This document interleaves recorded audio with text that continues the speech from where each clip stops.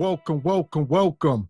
Live, Truth Over Lies, Wednesday, brought to you by Cart Before the Horse Productions. How you feeling today, Mr. Walker?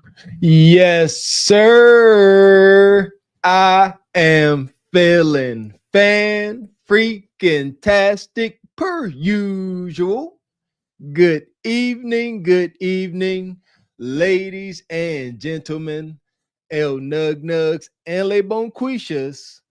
Welcome to Cart Before the Horse, Truth Over Lies, in affiliation with the Bougie Negro Podcast, and also, as all you Negroes know, in association with Ain't No Fun Once the Rabbits Got the Gun Entertainment.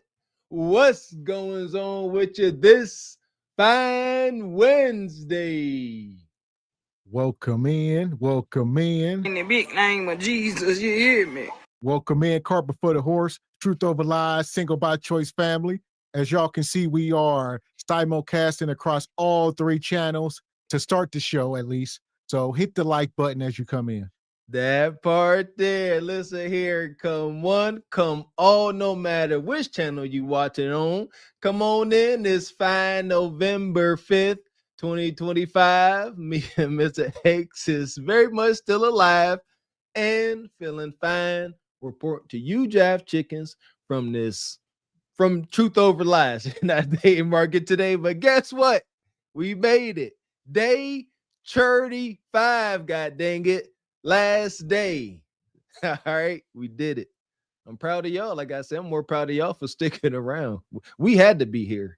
Otherwise, we got fired. That part. So, like he said, shout out to the whole Cart Before the Horse family for being here. 35 days. Here we are. We did it. Nice 35-day challenge. I tell you what. And to pay homage and to keep this thing going, I am going to starting yesterday, today being the second consecutive day, I'm going to work out. I'm going to the gym every day for at least 35 days. Most likely just going to be it for everything. So we'll see. See if I can get into peak shape. I got to live to be 120. I don't know why. It ain't really my, I think I got to be 120. So I can't be out here rickety. There you go. So there you go. As one challenge ends, another one begins. But today, like we said, no matter which channel you're watching on, we're going to end up here at Truth Over Lies. So if you are on Single by Choices or Cart Before the Horse, make sure you head over and hit the subscribe button over here. There you go. Yeah, make sure you are subscribed to all channels. And as Mr. X said, we're gonna shut down the other two channels before we end the show. Make sure you are subscribed and a member to our latest channel, Truth Over Lies. Shout out to Cart Before the Horse and SBC Nation making this a thing. We appreciate y'all. So there you go. Was a long 35 days. We asked a question in one of the chats, how many of y'all been here for every show? Not many. There's been a couple of y'all, though. There's definitely been a lot, but not many can say I've seen all 35 shows. I know. I want to say, based on her always being in the Patreon shows, Sister Ebony Dean probably seen all of them. Maybe even, I don't know about Raquel. I know she had like some work things, but she was present. I want to say maybe Mrs. Raquel. Yeah, maybe even Rose. Yeah, that's the thing. And Mona Go. Yeah, see, I'm reaching, I'm reaching in the back. Yeah, to the Ghost Watchers. Maybe Rose and Mona Go. Shout out Monique. I see Monique popped up today. Monique, you seen every episode? Monique mad at us. So there you go.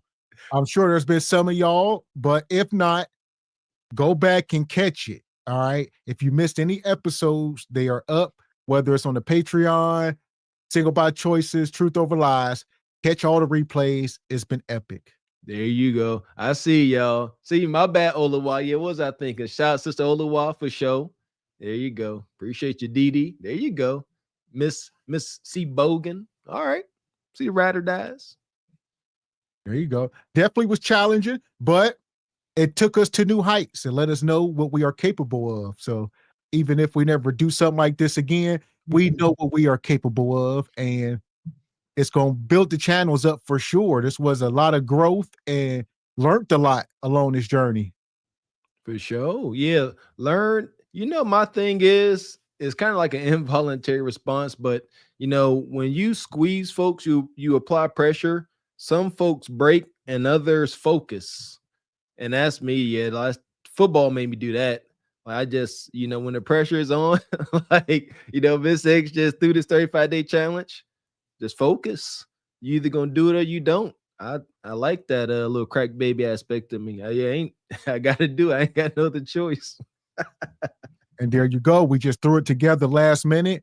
Shout out to the young brother I Show Speed. He did his 35-day challenge, but there was a lot of preparation, millions of dollars behind it. All right. And producers and all that. It was well thought out. But we caught him on the tail end and said, man, that's interesting. And we just on the whim. No production. Didn't think it through. Just was winging it. And here we are. Ooh, just like our whole life, winging it, baby. Winging it with focus, though. Winging it with a purpose. But yeah, definitely winging it. That's how I like it. Keep it. That helps soothe my ADHD. Just keep me always on my toes. I don't get bored. That part. So been a wild journey. Shout out to the whole SBC Nation. Shout out to Sister Raquel. We see you in the chat. She says she done doubled up her numbers. Shout out to Raquel. There you go. We see your sister. Raquel said, I'm not just watching, I'm learning. Yeah! And shout out to Frederick Howard, gifting a membership. Always coming through, always first. Appreciate you, brother. I've been money. And shout out to Olawa. Come through. She says, with a 10 ball, day 35 of 35, straight live. We moving, man. Shout out to one of our newest members, but our most active moderator. Shout out to Sister Olawa. Blessings to you, sister. Thank you. Oh, my. Appreciate you. And Project Leroy, 35 days later, we need a KG wig update. Ooh, stand by, Project Leroy. Stand by. And Tribe Life, Brother 10, he says, much love and gratitude to all y'all for completing your goals. Yes, sir. Appreciate the Tribe Life for joining us on the panels, man. Appreciate you. Yeah, we will be dropping the link here a little later. We're going to get cooking up. Like I said, depending on which channel you're watching on, you're going to want to head over to Truth Over Lies. That's where we're going to be at. Here we go. And shout out to Dee says, day 35, we made it, man. We made it, man. Yes, sir. Straight like that, straight. And Frederick Howard says, I gave 35 plus memberships during this challenge. Shout out to brother Frederick. Yes, you did. Appreciate you, man. That's dope. Yeah! And there should have been 35 thank yous as well. And 35 renewals once your no cost month is up. Appreciate you, brother Frederick. That part.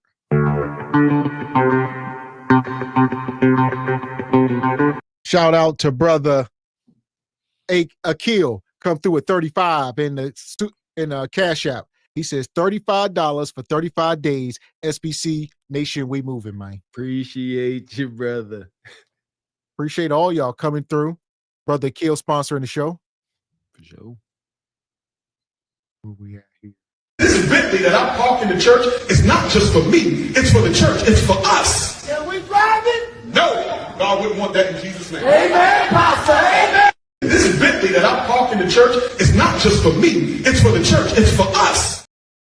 I just learned that what those preachers are called. They call them diamond chain pastors, diamond chain preachers, because they wear diamond chains in the pulpit.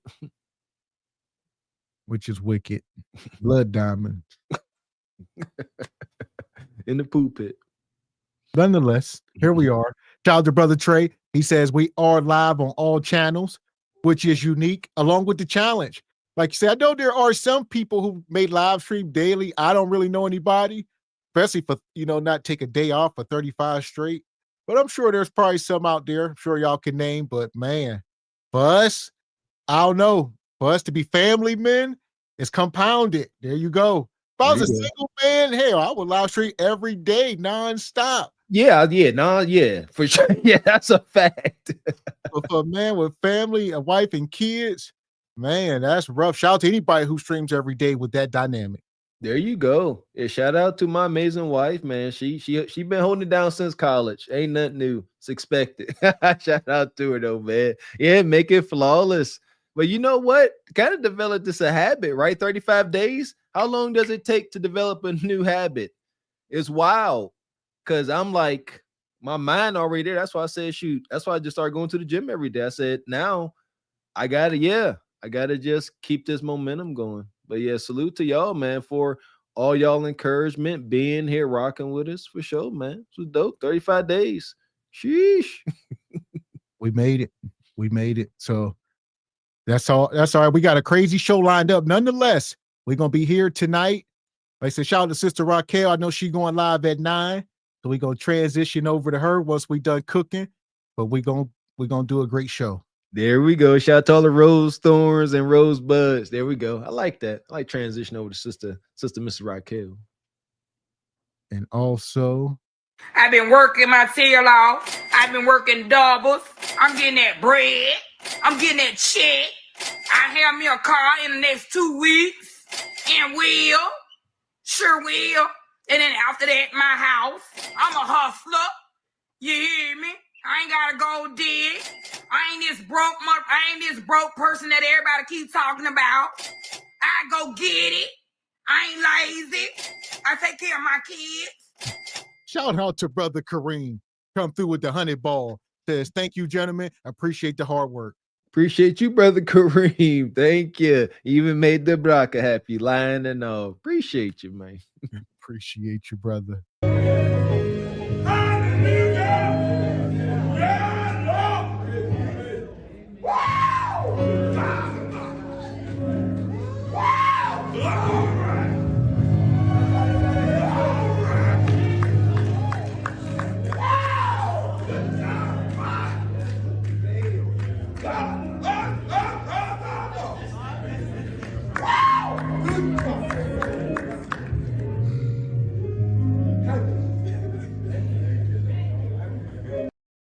Salute to all the cart before the horse nation, the most supportive, most egregious ninjas on YouTube. We appreciate y'all. That's what I gotta. Yeah, I gotta. That's what y'all are. Cart before the truth over lies. SPC. That's all cart before the horse nation. I ain't gonna keep saying all three. Yeah! Boom, shakalaka! Appreciate you, Brother Kareem, sponsor of the show, brother. For sure, man. And shout out to Jeanette, became a member. Appreciate your sister Jeanette. Stick around, sister.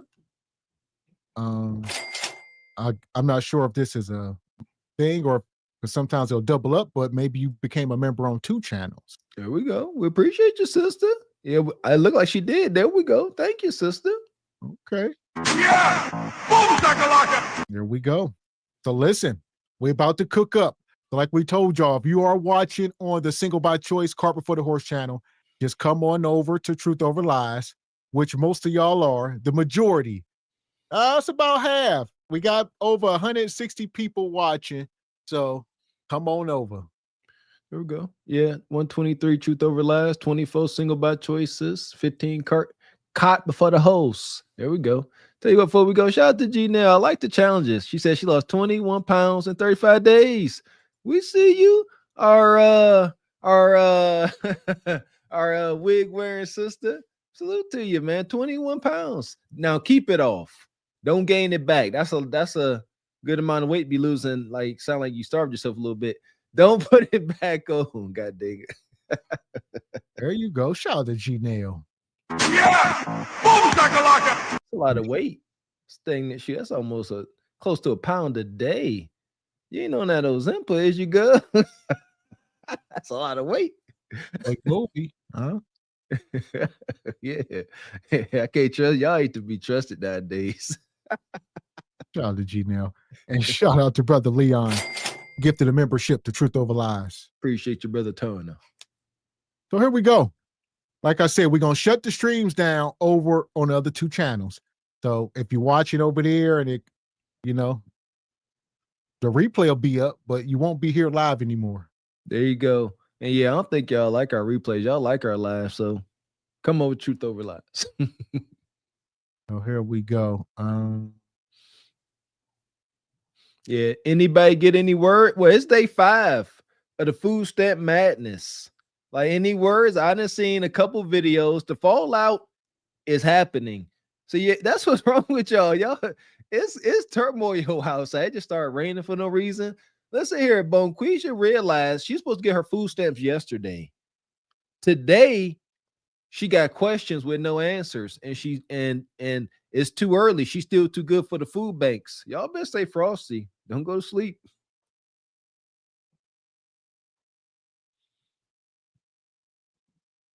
That part. So I'm trying to figure this out. Trying to get these shut down, make sure I'm in the whole stream. Oh, you're trying to see how to do them separately. Okay. But yeah, that's all I was doing this morning and last night. Last night, I seen a couple folks talking about the EBT, and then this morning I've been checking. But yeah, that's where my eyes and ears are. I want to know what's going on that front.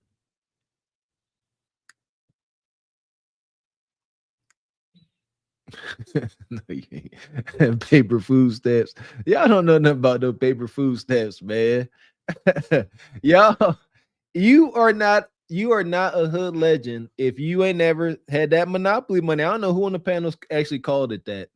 I don't know if it was brother 10. Somebody called it that. That's funny.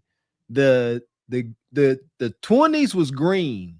Those are the ones when you had your roll. This is ignorant. When you had your roll of money, your roll of food stamps, you wanted the 20s on the outside because they was green and they could almost look like real money, but not really.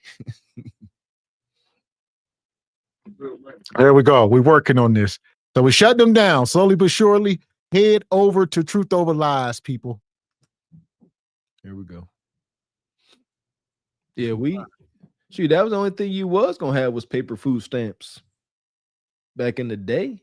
And the books, I forget, like, you actually couldn't for a while. I think you had to have ID to use the food stamp. You had to have a book. There you go. I'm thinking about the way that the SNAP program just morphed into the madness it is today. When they first came out, they came out with the books that had your address and stuff on there, and you could not spend it if they didn't see you tear it out the book. Yeah, y'all gonna get some hood education today. You could not spend it unless you tore it out the book. And then it got to a point where you didn't need ID. They just had to see you tear it out the book. Then it got to a point where, our age of greatness, the food stamp kids, where we had a Cincinnati knot of food stamps and maybe some ones or twos if you did enough begging and yard work for that day. Y'all know nothing about that. That's when it got bad. Whenever anybody could go spend the food stamps, that's when they started getting sold. Yeah. See, this was all planned. Like, y'all didn't. I watched that breakdown. That's crazy. When it first started, it was so official. You had to have ID and they had to watch you tear it. If you showed up to the store, I remember if you showed up to the store with $100 worth of food stamps, all paper, and they was already out the book, turn you away. Mm-hmm. Y'all welcome. That was your food stamp education. Yeah, heck shit. See, now I go to class on that. And shout out to TJ, the RBN. He says, I'm at the grocery store right now, and there's very few people here. No lines. I'm happy. It's here. D-Day is upon us. So here we go. If you're just coming in, hit the like button. We diving right into the EBT madness.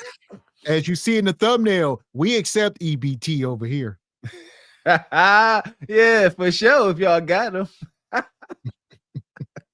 So I guess the federal judges ordered Trump administration to use the emergency funds to be able to cover, well, at least partially, food stamps. So I don't know what this means for everybody, but I think it's a real conversation because that means that people might be able to use their food stamps to handle Thanksgiving. So this is, I think, it's a big conversation, and I think it's a very important conversation. No, you know what's a very important conversation? Let's stop celebrating Thanksgiving, Christmas. I keep saying it. She said the first thing came to her mind, when you get your partial payment, you can celebrate Thanksgiving. No, how about you can just feed the kids and make it through the month? This is our rebellion. Me and Miss X been on this time. Down with these holidays. Seriously, they serve us no good. We grew up in the era of our moms, gams, and them stressing themselves out, trying to meet the holiday quota for gifts and bull jive. Stop it. Can it stop now? It's no need. That needs to be had, because you know what this means, guys. Y'all gonna be able to cover your food support, cover your food stamps, be able to pay to eat this holiday season. So I don't know if he really gonna do it, because it's partial, and I don't know, it was an order, but we all know Trump does what he wants to do. So I don't know what is gonna come of this, but I thought it'd be really dope to share it with you, that steps have been taken by the judges and Congress and different things to make sure that people get food stamps, get food support, and that, you know, their food stamps are not cut off, you know. And as much as people try to make it seem like, oh, it's a lot of Black and brown people on food stamps is getting food support, that's actually not true. It's far more Caucasian people and other minorities that are receiving food stamps, because they try to make it seem like a food stamp issue is a Black issue, when you really look into it, there's far more white people in these different areas, rural areas, that are receiving food support, and they try to make it seem like it's a Black thing. Like, Black people have not been looked after by the government, have not been supported by the government, have not been, you know, a lot of resources have not been created for Black and brown people, and we make it happen. You know, we figure out how to do it. We get together, join together, love on each other, support. All right, sister, slow down. Like I said, two things is true. Ain't nobody gonna starve. All right, we are on, obviously white folks are on there. I see they've been coming in the comments everywhere. I get it. The per capita discussion is that's on the forefront. I mean, there's two things are true. We need not even worry about that. Let's just do better. Like, quit focusing on that, because y'all get distracted. Like, y'all really do. Every time y'all have this conversation about which race needs the food stamps the most, y'all put a crooked politician's kid through private school. I tell you that right now, because it's the most ignorant conversation. My goodness, y'all on it more. Y'all on it. Who gives a rat's patootie? What does it matter? What does it have to do with the price of crack in Crenshaw? Okay, let's say it's y'all. Let's say it's us. Now what? Like, it's so wild. Yeah, it's just a distraction. Like, on the topic, I guess Black and white folks just agree to disagree. Huh? Y'all on it more. Well, y'all per capita. And two things can be true, as Mr. X says. Yeah. And like I said, though, I mean, that argument can go deeper, like you say, depending on what side you on. Right. So I'm gonna let it go for a minute. I'm sure we'll talk about it at some point. Each other, work hard, you know, income, like, get good jobs to cover these different things. So it's not, oh, this is a Black issue, because that has been proven to be false, and that there are more Caucasian people and white people that are receiving benefits. So you guys are hurting your base. Although y'all try to make it seem like it is a Black issue, y'all are quick learning that it's not at all. But either way, I was going to be covered, because I have a social work degree, and either way I was going to be okay. But I'm just saying. Let's go, Propel. So Propel is working with some company called Give Directly. They have this gift card that they're giving SNAP beneficiaries. You simply fill out your first name, last name, email, and date of birth, and I guess proving your head of household for the recipient of that SNAP household, eligible household. And in maybe less than 15 minutes, they're gonna send you a virtual grocery card for $50. You can opt for the card to be sent in the mail in 2 to 3 weeks, or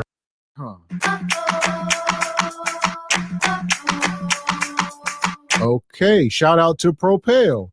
So they say Give Directly. Propel is partnering with Give Card and Propel to provide a one-time payment of $50 cash assistance to SNAP participants. Give Card will power your payout. Who's benefiting from this? This must be lies. Misinformation is ruining the nation. We talked about it. What is this? I'm about to go fill one out. What the hell is this? Don't do it. It's predatory. Do not. Yeah, we gonna send you $50 gift card. Don't even trip. All we need is your social, date of birth. You know what I'm saying? Go ahead. This is getting so dark. And she up here just gonna start saying this. I wouldn't do it. Here's the thing. I don't care how you cut. I don't give a damn if you do get $50. Somebody is getting rich off of this. There is no organization called Give Card that's like, you know what? Let's just start giving away bread. No. So if anything, some organization, some nonprofit got some funding, millions of funding at best, and let's say they got 50 million. All right, they only gonna disperse about 10 million to y'all. All right, and then they gonna go on vacation for the rest of the year. Yeah, Free bread. at best. Listen, At best. free bread, people.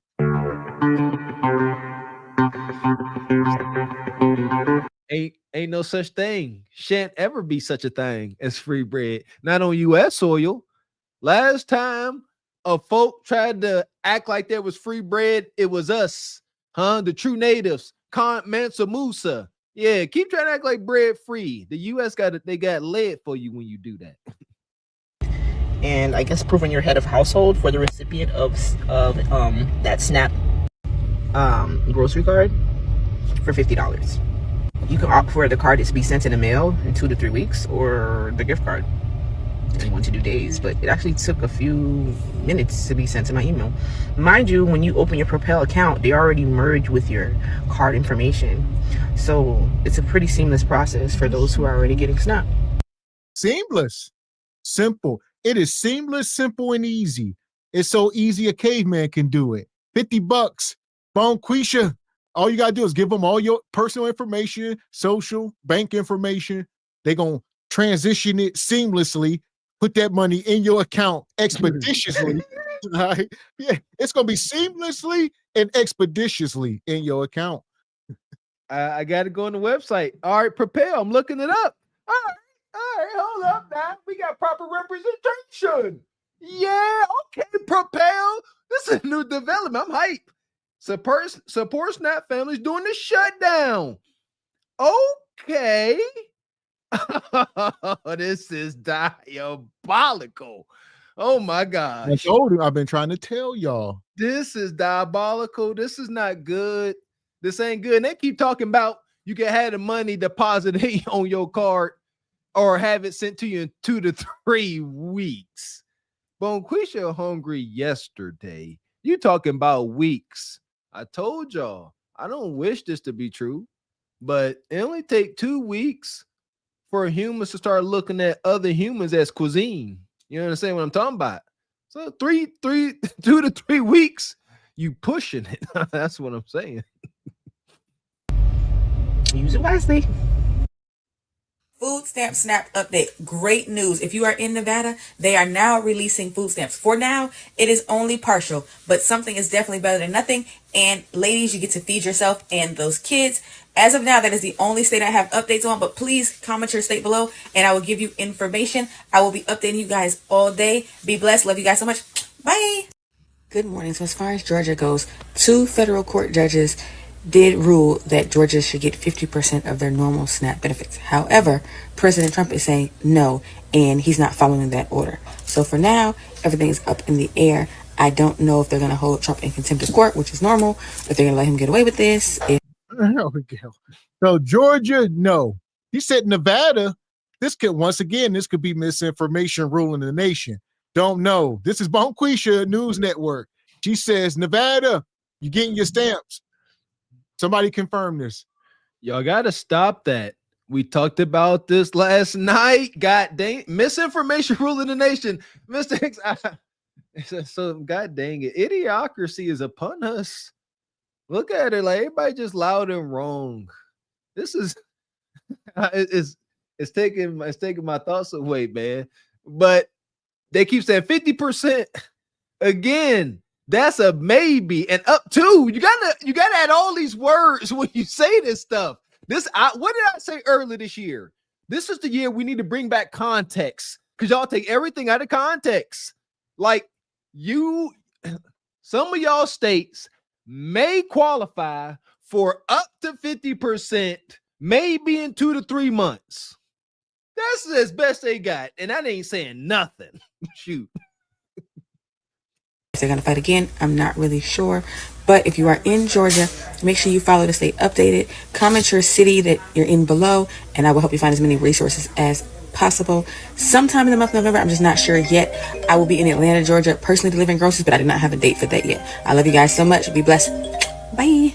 So for those of y'all who were speculating about him waiting to the last minute, 2 federal judges, they blocked Donald Trump from being able to stop the SNAP benefits from depositing tomorrow. What does that mean? That means that we get our stamps, y'all.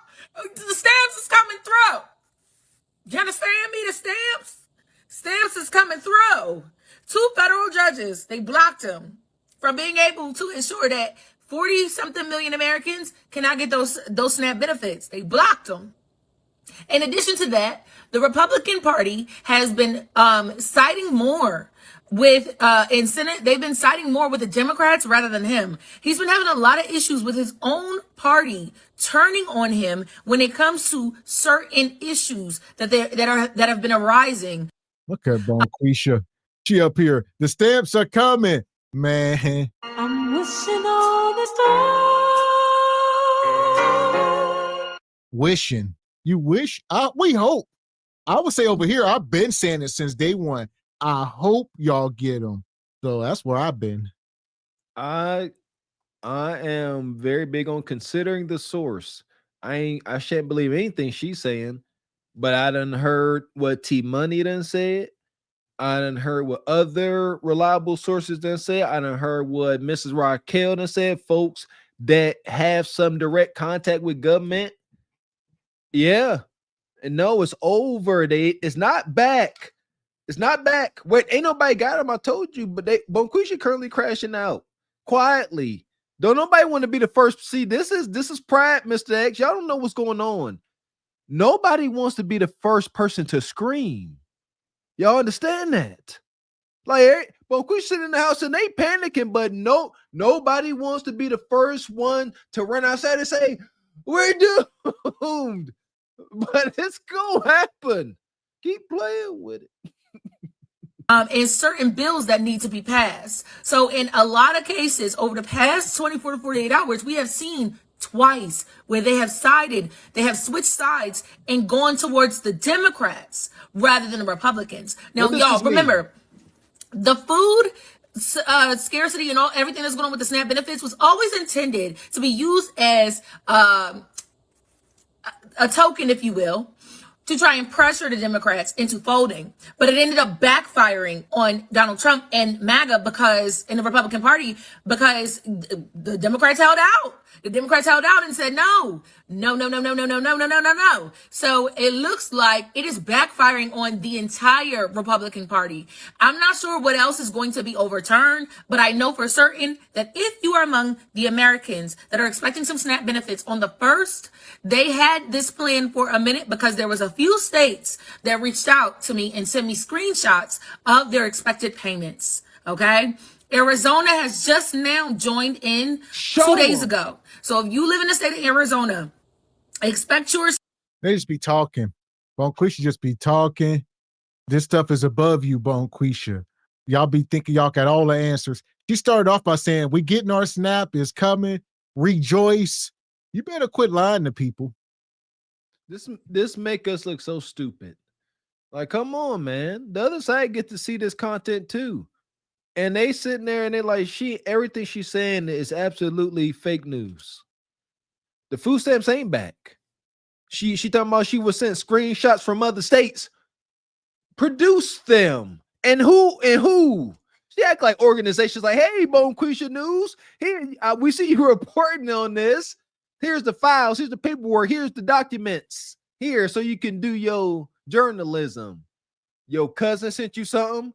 You got a cousin that's technically homeless waiting on those Section 8, and they got some kind of wild, super duper emergency FEMA benefits, and they sent you that.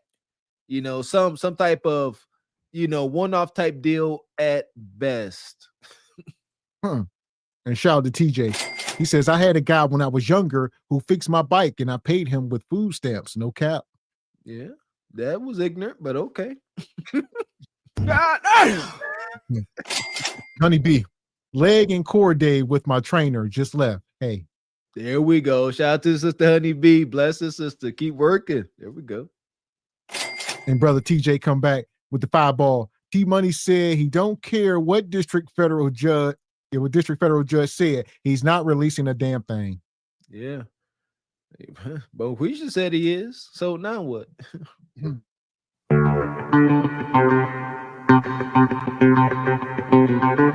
Shout out to Brother Tall. Come through sponsoring the show once again with $35 in the Cash App. He says $35 for 35 days. I'm tired of seeing you mother effers. We made it, Ninja. We made it, Unc. I appreciate you. Appreciate you, Unc. Yeah!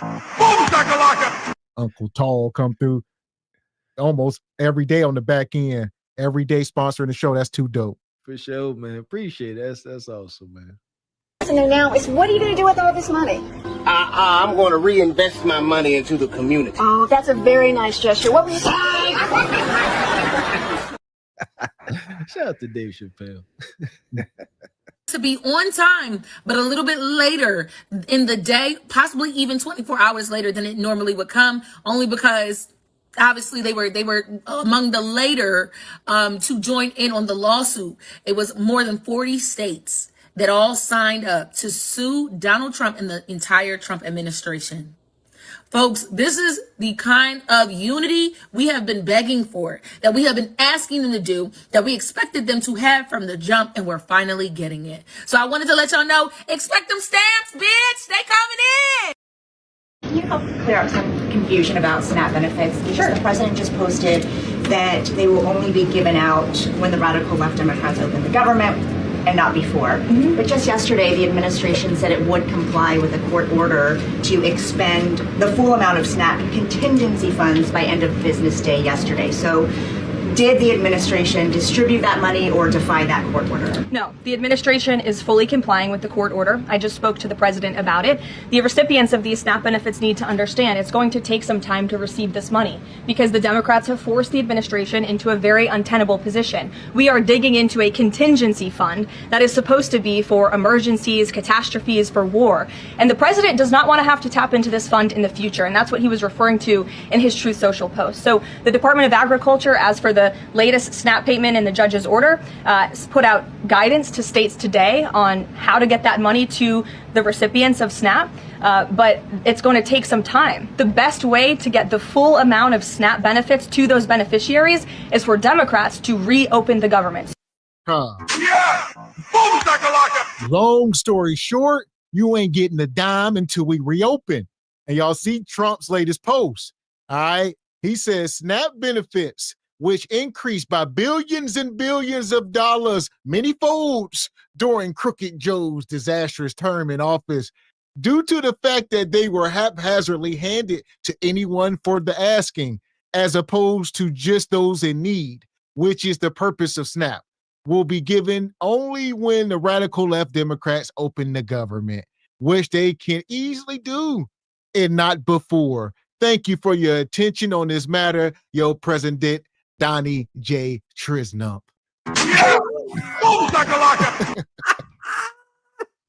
Oh my goodness. This is just cold Viking gangster behavior.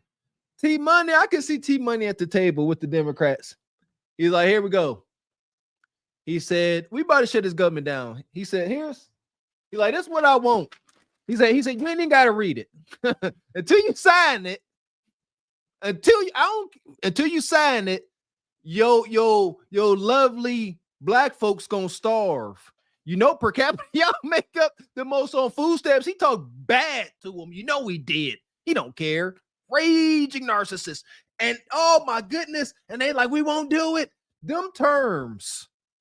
I want to know what they won't sign and why he is actually, to some degree holding, folks up like, like, hey, till you say, watch them go hungry. Watch them go hungry. This is intense. There's some wild stuff on that paperwork. Show us, why won't the Democratic Party say, hey, this is what T-Money trying to get us to sign? You see what I'm saying? Whoa, that's crazy. Let the people know we are the people. Huh? Shouldn't we be in the know? What's going on? Why are we about to go hungry? So here we go. Like you said, there's many people. We had Uncle Bernie up here. We seen the video we covered with him. He said, he talked about people going to lose health insurance, millions. That's what they talking about. They don't want to do it. Trump going to jack up. That's what people are saying. We don't got the answers, but then the people on the other side are saying, the T-Money and them saying the Democrats want to give free health care to immigrants and stuff and give SNAP. So that's where their gripe is. So it's a lot going on. So we'll see. Oh boy. Yeah, it would. See, I don't understand. Why won't these parties let us know, like, hey, I don't know. Now here's the thing. I don't watch news. So they could show y'all. But are they like, this is what's on the table? This is what we don't agree with? Do the parties communicate with y'all? Y'all know we political atheists. We're up here trying to learn from y'all and from the news, which seems to be a lost cause. I guess to turn illegal immigrants, to be more specific. So, well, who knows? There's, like you say, the Democrats, they need to let people know if there's more in there than just that. Are we talking about what's going on? Let people know more. If you want somebody on your side, you need to be transparent. There you go. And yeah, why won't y'all sign? There you go. Democrats, y'all say y'all love y'all people. Come on, we're all my vote blue no matter who, folks, at where y'all at. They love y'all so much, but they about to watch y'all go hungry over what? Huh? Y'all ain't asking the right questions, HQ. That part. So here we go. Anyone who is a SNAP beneficiary at home who needs that assistance, and the president was just saying, this is for people who are truly needy, who need food, who need this assistance from the United States government. Democrats are holding it up and making it difficult for the administration to get those payments out the door. So if you are at home and you want your SNAP benefits, call the Democrats and tell them to reopen the government. Blocking that contingency fund for the future if this shutdown lingers on? Look, the president does not want to have to continue to dip into a contingency fund that doesn't even have enough money, by the way, to fund the full program. It takes $9 billion to get the full scale of the benefits out the door. This contingency fund only has about only $5 billion a month. And they don't even have enough money to fund the program for 1 month. That's intense. So the only way this money comes back in its new form, the EBT SNAP program is forever altered if it comes back. And we are hoping that it does come back. So know that. So it's going, like you say, it's going to come back at a deficit. So whatever they got in this new budget, it ain't going to be what it was. It's going to be sliced. So people still going to get SNAP, but it's going to be decreased and it's going to be time limits on the program. Y'all still going to get forced back to work. The folks, and when I say y'all, we talking about, shout the beans, I guess that small percentage that truly 100% abuse the program. They trying to force y'all back to work. All y'all that's doing the Dougie and the frozen food aisle. Yeah. So like I say, even when it comes back, and it's only coming back once the Democrats sign. Trump said he signed it. See what else? He said, I signed it. You ask the Democrats, why won't they sign? Y'all, this is so bad. So the Democrats decide how long folks don't get these. That's done. Trump signed. They decide how long y'all don't get them. And then even when y'all do get them, it's going to be a fraction of what it once was. My gosh. $5 billion in it. So again, Democrats need to reopen the government so we can get these benefits out the door for people who truly need them.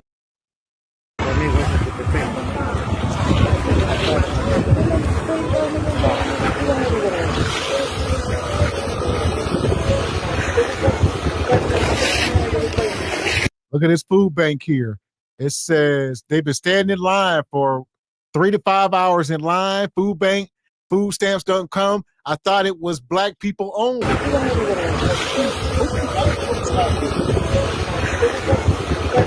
Talking about big sign in the back talking about Jesus saves.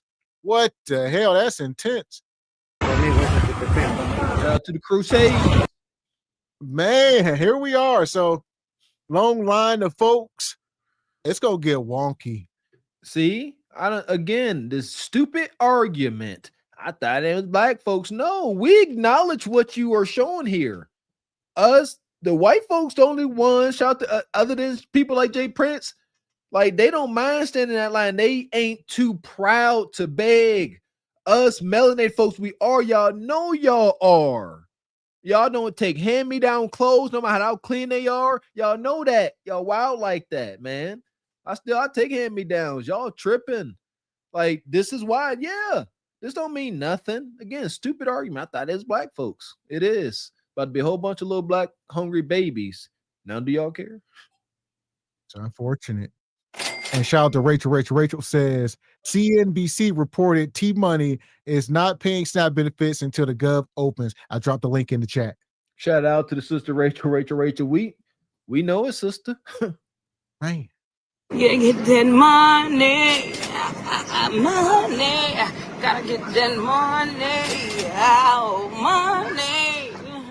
And I'm going to get it. And it won't stop, and it don't stop, and it won't stop. You know what I'm talking about? Shout out to Mr. Incredible. Come through with the 50 ball. Says you Job Ninjas. Salute to you Job Ninjas on completing the 35-day challenge. I got a lot to catch up on. Keep up the good work. Will do, sir. Appreciate your support doing the challenge, man. Thank you. Appreciate you, brother. This Bentley that I park in the church is not just for me. It's for the church. It's for us. Can we drive it? No, God wouldn't want that in Jesus' name. Amen, Pastor. Amen. This Bentley that I park in the church is not just for me. It's for the church. It's for us. It's for us. Appreciate you. Yeah. Boom, shakalaka. And shout out. Money. Shout out to brother Major Drama, gifting 5 memberships. Appreciate your brother Drama. Everybody that get one of the memberships, y'all make sure y'all thank them as well. And shout out to BT, says Trump basically said no EBT if you don't bow to me. Pretty much. God, Unfortunate. Yeah.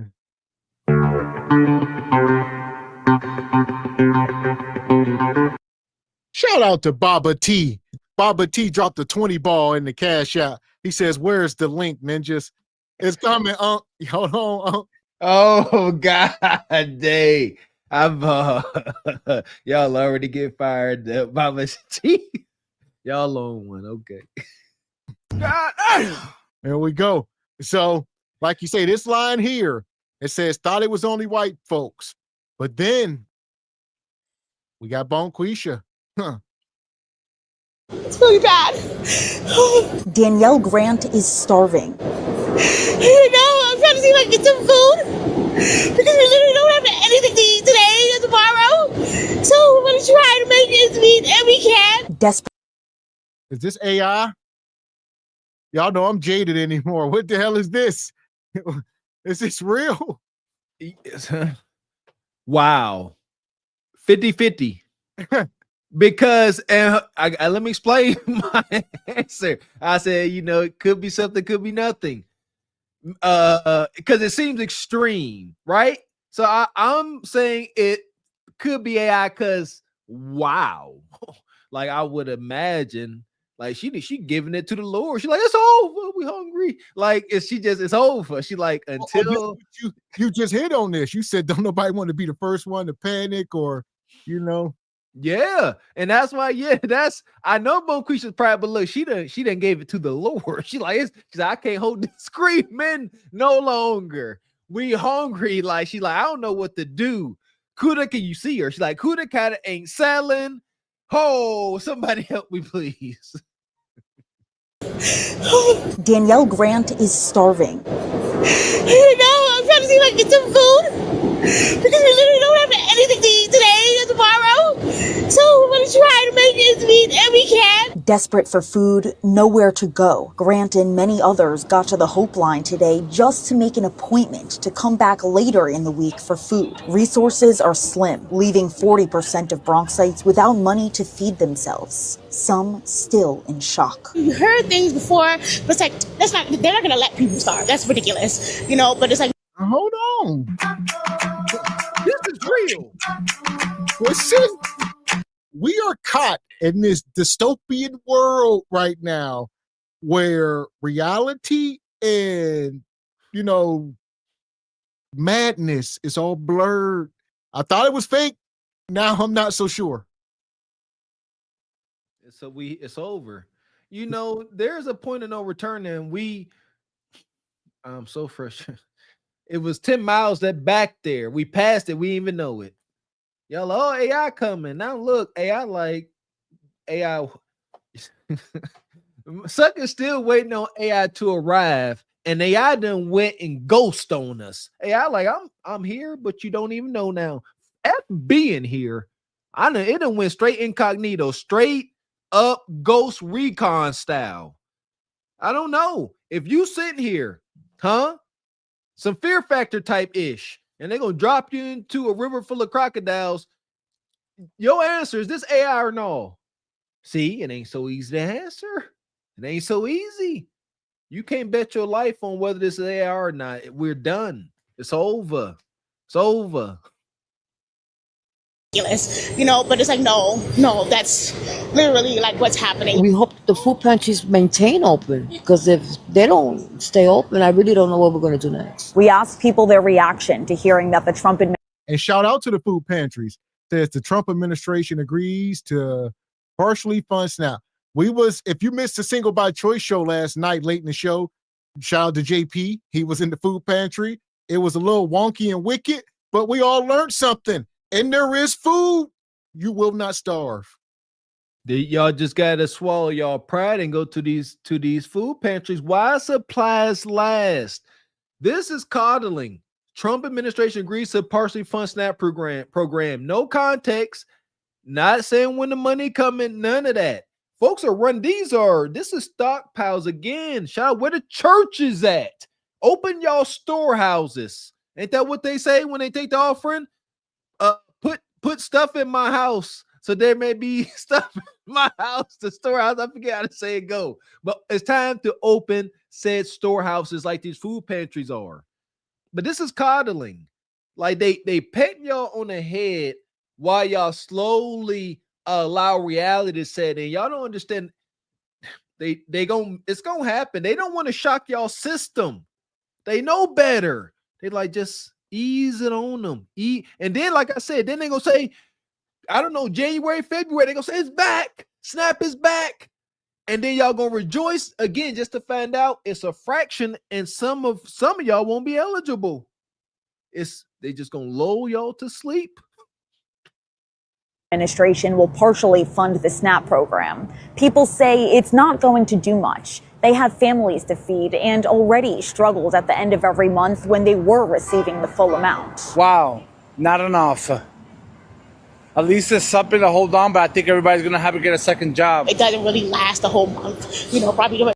And that's another thing. I saw a woman on Facebook recently. She was talking. She said, yeah, I get the EBT. She up there brag, one of these braggadocious women. Winter is now. One of these women always on there with the selfies. Now she was like, yeah, I didn't get my 300 this month. He said, it normally ain't enough anyways. She says, I always got to put a little bit extra with it anyways, a little 200 or something. She said, but having to spend that whole 500, she said, I ain't gonna lie, that was a hurt piece. She said, I had to spend the whole 5. A day later, she was on Facebook working and showing butt pics. I said, it won't be long. He just came up off that 500. She hurting. Only thing left is Kuda Kata. Yeah! Boom, shakalaka! Stop playing with it. This has got to be one of the most trending conversations in every gynocratic echo chamber since a couple days ago. They sitting there talking, and somebody was brave enough like, hey, y'all think about OF? And somebody's like, yeah, girl, I got an account. Somebody's like, girl, shoot, I've been doing that. And one girl's like, shoot, girl, I'm a beating the street. All right. Shoot. Your daddy, my favorite, my best customer. They having the conversations about selling kutakata, either digitally or physically. 2 or 3 weeks, and then about the last week he gotta scramble to find, things. This couple has 4 kids. The mom says pantries aren't always reliable. They have limited supply, or by the time we get to the front of the line, then it's really nothing there. So it's hard. She says she's holding on to faith. Meanwhile, others are worried hunger will drive crime rates up. We don't know how much money will be reloaded onto people's cards and when that will be. In Longwood, Lindsay Tanney, News. Look at all the babies. That's wicked. That's wicked. All the strollers. Here we are. It's about to get cold in most of the country. Single moms by choice. Ain't no way. Cause ain't no way. Like, come on, man. The baby ain't supposed to be there in the line with you. It's all fussy. It's cold, whining. That's so stressful. So the baby end up pooping or throwing up on itself. Like, it's a mess. This ain't life. This is extreme struggle. Whew. And they talking about the crime rates going up. That's what we really about to touch on here tonight. We're going to get into it because we got to talk about it. Stay frosty. Like, yeah, get y'all some self-protection education. Yeah, like, for real, man. I'm big on that. So don't stop playing with it. That part. So here we are. And we got some super chats here.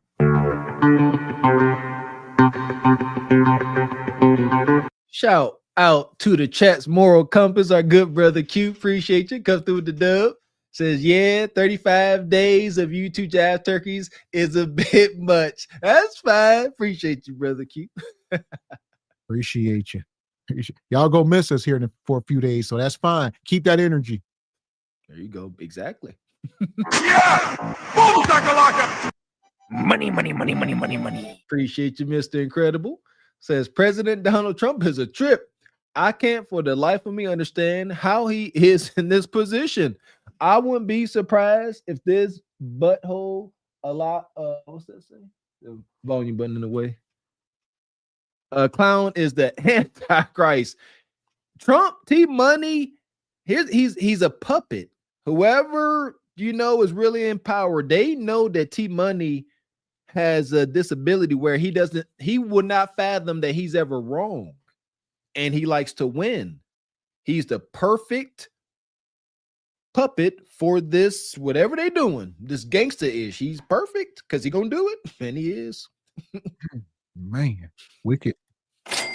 Appreciate you, Mr. Incredible. Says these fake churches want you to give to them, not the other way around. It's not the way it's supposed. These mega churches should be saving the world right now. They got private jets. You know how much money they could literally have storehouses, where Walmart-sized warehouses, and right now is their time to shine. Shame. I ain't got no time to play. I'm just gonna make that goddamn money and keep it moving. You hear me? Just stack, just stack, just stack, just stack, and stack, and stack. You hear me? Shout out to Twos and Fuse coming through with more than Twos and Fuse, says Gavin X Mr. Walker. Much respect to you for documenting the madness, telling the truth, and exposing the lies. Keep up the great work. Appreciate you, brother. That part. Shout out to brother Twos and Fuse for sponsoring the show. There you go. Twos and Fuse. I wish I had 10,000 tongues just to thank you. If I were Chinese, I'd say oh dear. If I were Danish, I'd say mangatat. If I were Italian, I'd say grazia. If I were Hebrew, I'd say toda raba. If I were Greek, I would say Eucharisto. If I were Japanese, I'd say domo arigato. If I were Portuguese, I'd say obrigado. If I were Spanish, I'd say muchas gracias. If I were German, I'd say danke schön. If I were French, I'd say merci beaucoup. If I were Russian, I'd say spasiba. If I were Kenyan, I'd say ashanta. If I were Nigerian, I'd say eje pupu. If I were Zulu, I'd say ingia bonga. If I were Sutu, I'd say keyali boha. If I were deaf, I'd say, but since I am who I am, and I got what I got, and I feel what I feel, I'll just say thank you, praise your name, amen. Yeah. Boom, shakalaka. Amen. Open up that daggone storehouse. Appreciate you twos and fews for putting something in our storehouse. Appreciate you, man.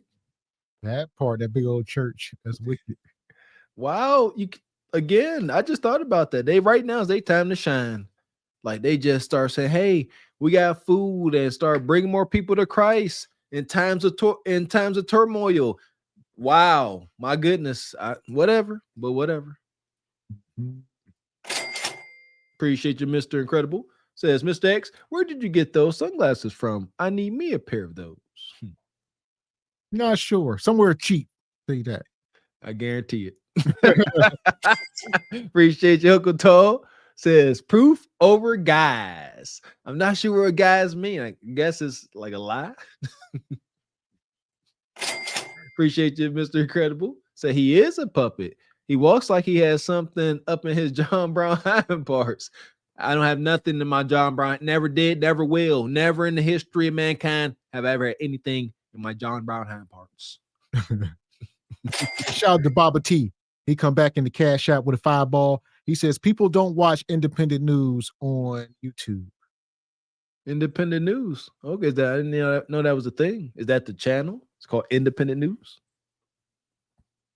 Yeah, or just I'm not sure. We'll ask you when you come up here in a minute, because we're about to drop this link. You're gonna let us know. And we got more to talk about, because we talked about protection. Shout out to this guy. We're gonna pull this up here, but go ahead. What you got, Mr. Walker? No, I was gonna say, there we go. Protection, man. I'm big on that. That's teaching my son about firearm safety, stuff like that. Heck yeah. It's a good hobby to have. That part. So we about to drop this link. Before we do, as y'all know, Don't you love when I come around? I baptize you in the name of Jesus. Have your way, Lord. Have your way, Lord. Have your way, Lord. So the timeouts will be activated. All right, as y'all see in the chat, $10 5 minutes, $20 10 minutes. If y'all have to time somebody out, all right, use it wisely. There you go. So here we go. I'm gonna pull this up. Shout out to this brother, Hassan Campbell. All right, this dude, he got smoke actually. He says black men celebrate no food stamps. So he got a lot to say. Uh-oh. What do you think is going to happen when the sons of these women go outside with their friends that's 100 deep? Little Mike, little Ray, little Carlito. What you think going to happen? Oh, you think you got a legal gun, huh? You think you going to hold it down with that legal gun, huh? When you got 20 little niggas coming at you with switches, what you going to do? Huh? And they coming for your groceries. Who you going to call? Ghost? Who you ain't going to call? Nobody. You know what you going to be doing? When them little wolves, when they drooling, when they teeth start looking like fangs, ribs is touching, so don't make me wait. When they ribs is touching and they ain't got nothing to eat, they going to eat you, soldier boy. And you know what you going to do? You ain't going to be able to do nothing, because you going to be by yourself, traveling in your car, thinking everything is all good. And you ever seen that movie, The Book of Eli, when Denzel was walking down the block and then the woman with the shopping cart was crying for help, playing like a little Dasu? That's going to be one of them little black girls with a broken leg in the road. Can you please help me? And you're going to get out your car to go help her. And you're going to have 30 wolves run down on you and take everything that you got. And you know what you're going to do? Nothing. You're going to cry. You're going to go back home to your wife. And you're going to have to tell her how you got, your pockets is going to have rabbit ears. That's what's And so here we go. Brother Hassan Campbell. So he says all the people out here talk about, you know, how these people ain't gonna have food stamps, that's fine because they're gonna be robbing y'all. So y'all think it's sweet. You laughing until Nugtavius and them run up on you. He's saying that like he's wishing it. Like what? He is. He's an Yeah. agent. Like why? He one of these sympathetic brothers. He probably got, you know, him a stable, a 3, 4, 5 single mom bone quishes he trying to impress. Whatever. Who cares? But how true is it? I'll get you in, Brother Jay. Is that a true fear people should have about, you know, all right, Bonquisha them can't eat, but we got to go to the store. So is it safe? I mean, the odds of that happening are like astronomically low, man. Like, come on, man. What are you going? You going to grocery shopping in the middle of the night, man? What are you doing? He's animated. It's hilarious, man. But no, come on, man. That's funny. Listen, No. yeah, there you go. I didn't think about that, Brother Jay. Yeah, like, yeah, avoid these situations. Don't be out here going to Walmart at 9 p.m. Like, might want to avoid that. And man, when I was a part of the 5 a.m.ers when I was in Canada, man. We go to the gym 5 a.m. as soon as it opens. After the gym, I went grocery shopping. There's nobody in there. It's 7 o'clock when it opened up. There's no one in there. Like, man, I'm not worried about that, man. And if somebody's following you home, you got bigger problems, man. What's up? What's up, fellas? What's Everybody. going on? Let's just keep going. I'll get y'all in. Gonna happen because you think it's gonna be a joke. Them little young boys out there ain't gonna see their mother not eat. They not. But y'all forgot what happened in the dope era and the crack era? Niggas went outside and got it. You had little kids out there, they got tired of going to school and they ain't have no sneakers. So they started selling crack, coke, and dope at the age of 13 years old. That's how you got the Preachers Crew. That's how you got Fat Cat. This is how you got the Supreme Team. Where you think that came from? It came from poverty and pain. Poverty and pain create some of the illest killers. You keep on praying for them food stamps to get taken away, and you're going to mess around and get your TV turned off.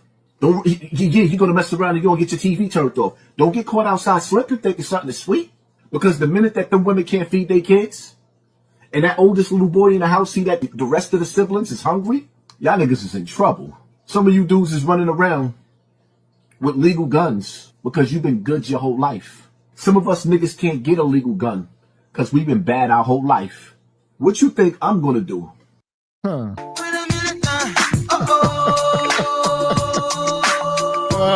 this is Hassan Campbell. All right, he talks a lot of mess on the internet.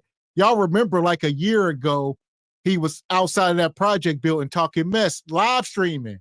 When he got shot on a live stream. He pulled up to the projects, talking mess. They was in his chat, you ain't about no smoke. He pulled up to the projects on live with his phone. I'm out here. Y'all ain't gonna do nothing. A few moments later, Nug come around the corner. Bop, bop, bop, bop, bop. Oh, I'm hit. He laying on the ground, ambulance. I said, this dude just got shot on live stream trying to be hard. This ninja, this is him. That it. I remember that I turned it off because I thought he got deleted. He lived. I seen that. Yeah, he was all scared. You little scared punk. Brother TJ, you worried? Are you worried about some YNs coming taking your groceries? That sounds crazy. Absolutely not, man. I you know, we do more selling wolf tickets than a little bit, man. I'm not worried about a damn thing.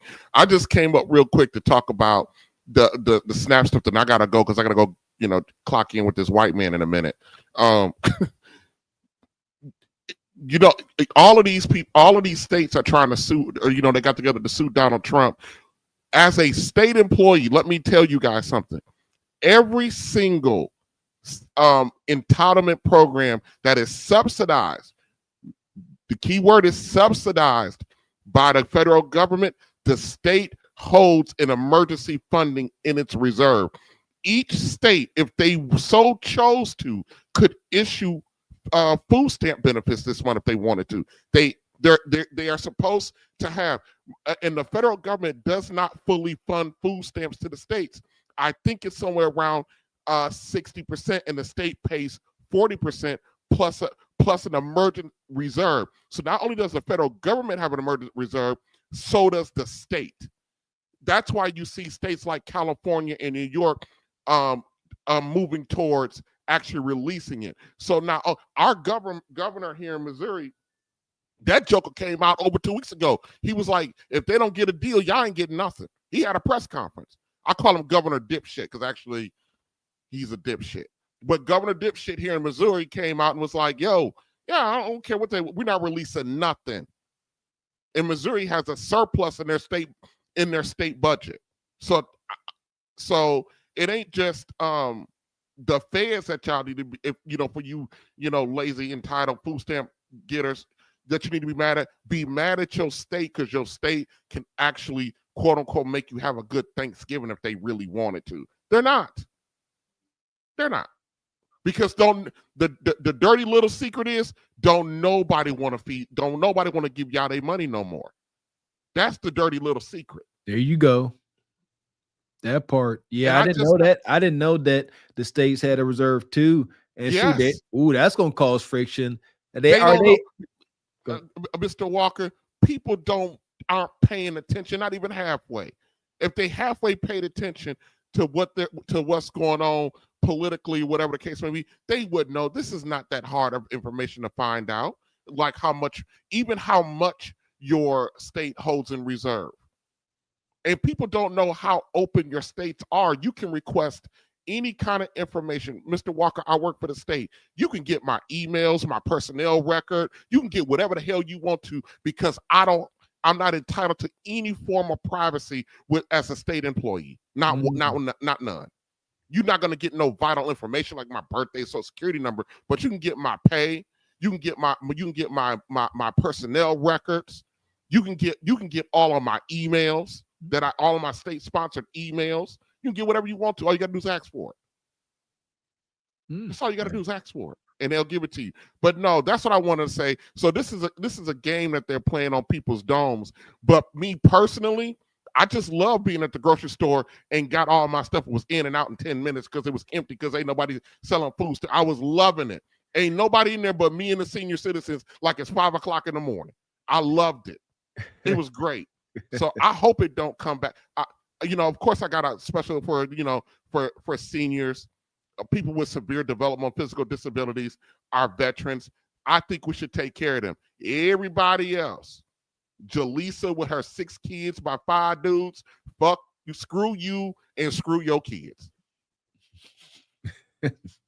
TJ has spoken. Guys, I gotta go clock in with this white man, so I gotta go pack up my lunch. Appreciate you, brother. Thanks for stopping up, man. All right. Yeah, get that money, money. Gotta get that money, money. And I'm going to get it. And it won't stop, and it don't stop, and it won't stop. You know what I'm talking about? Shout out to the brother Indigenous Stallion. Come through with the 100 ball. Appreciate y'all coming through. Says just showing support. Keep spreading the truth and shining light on the important issues, fellas. Will do, brother. Appreciate you, brother.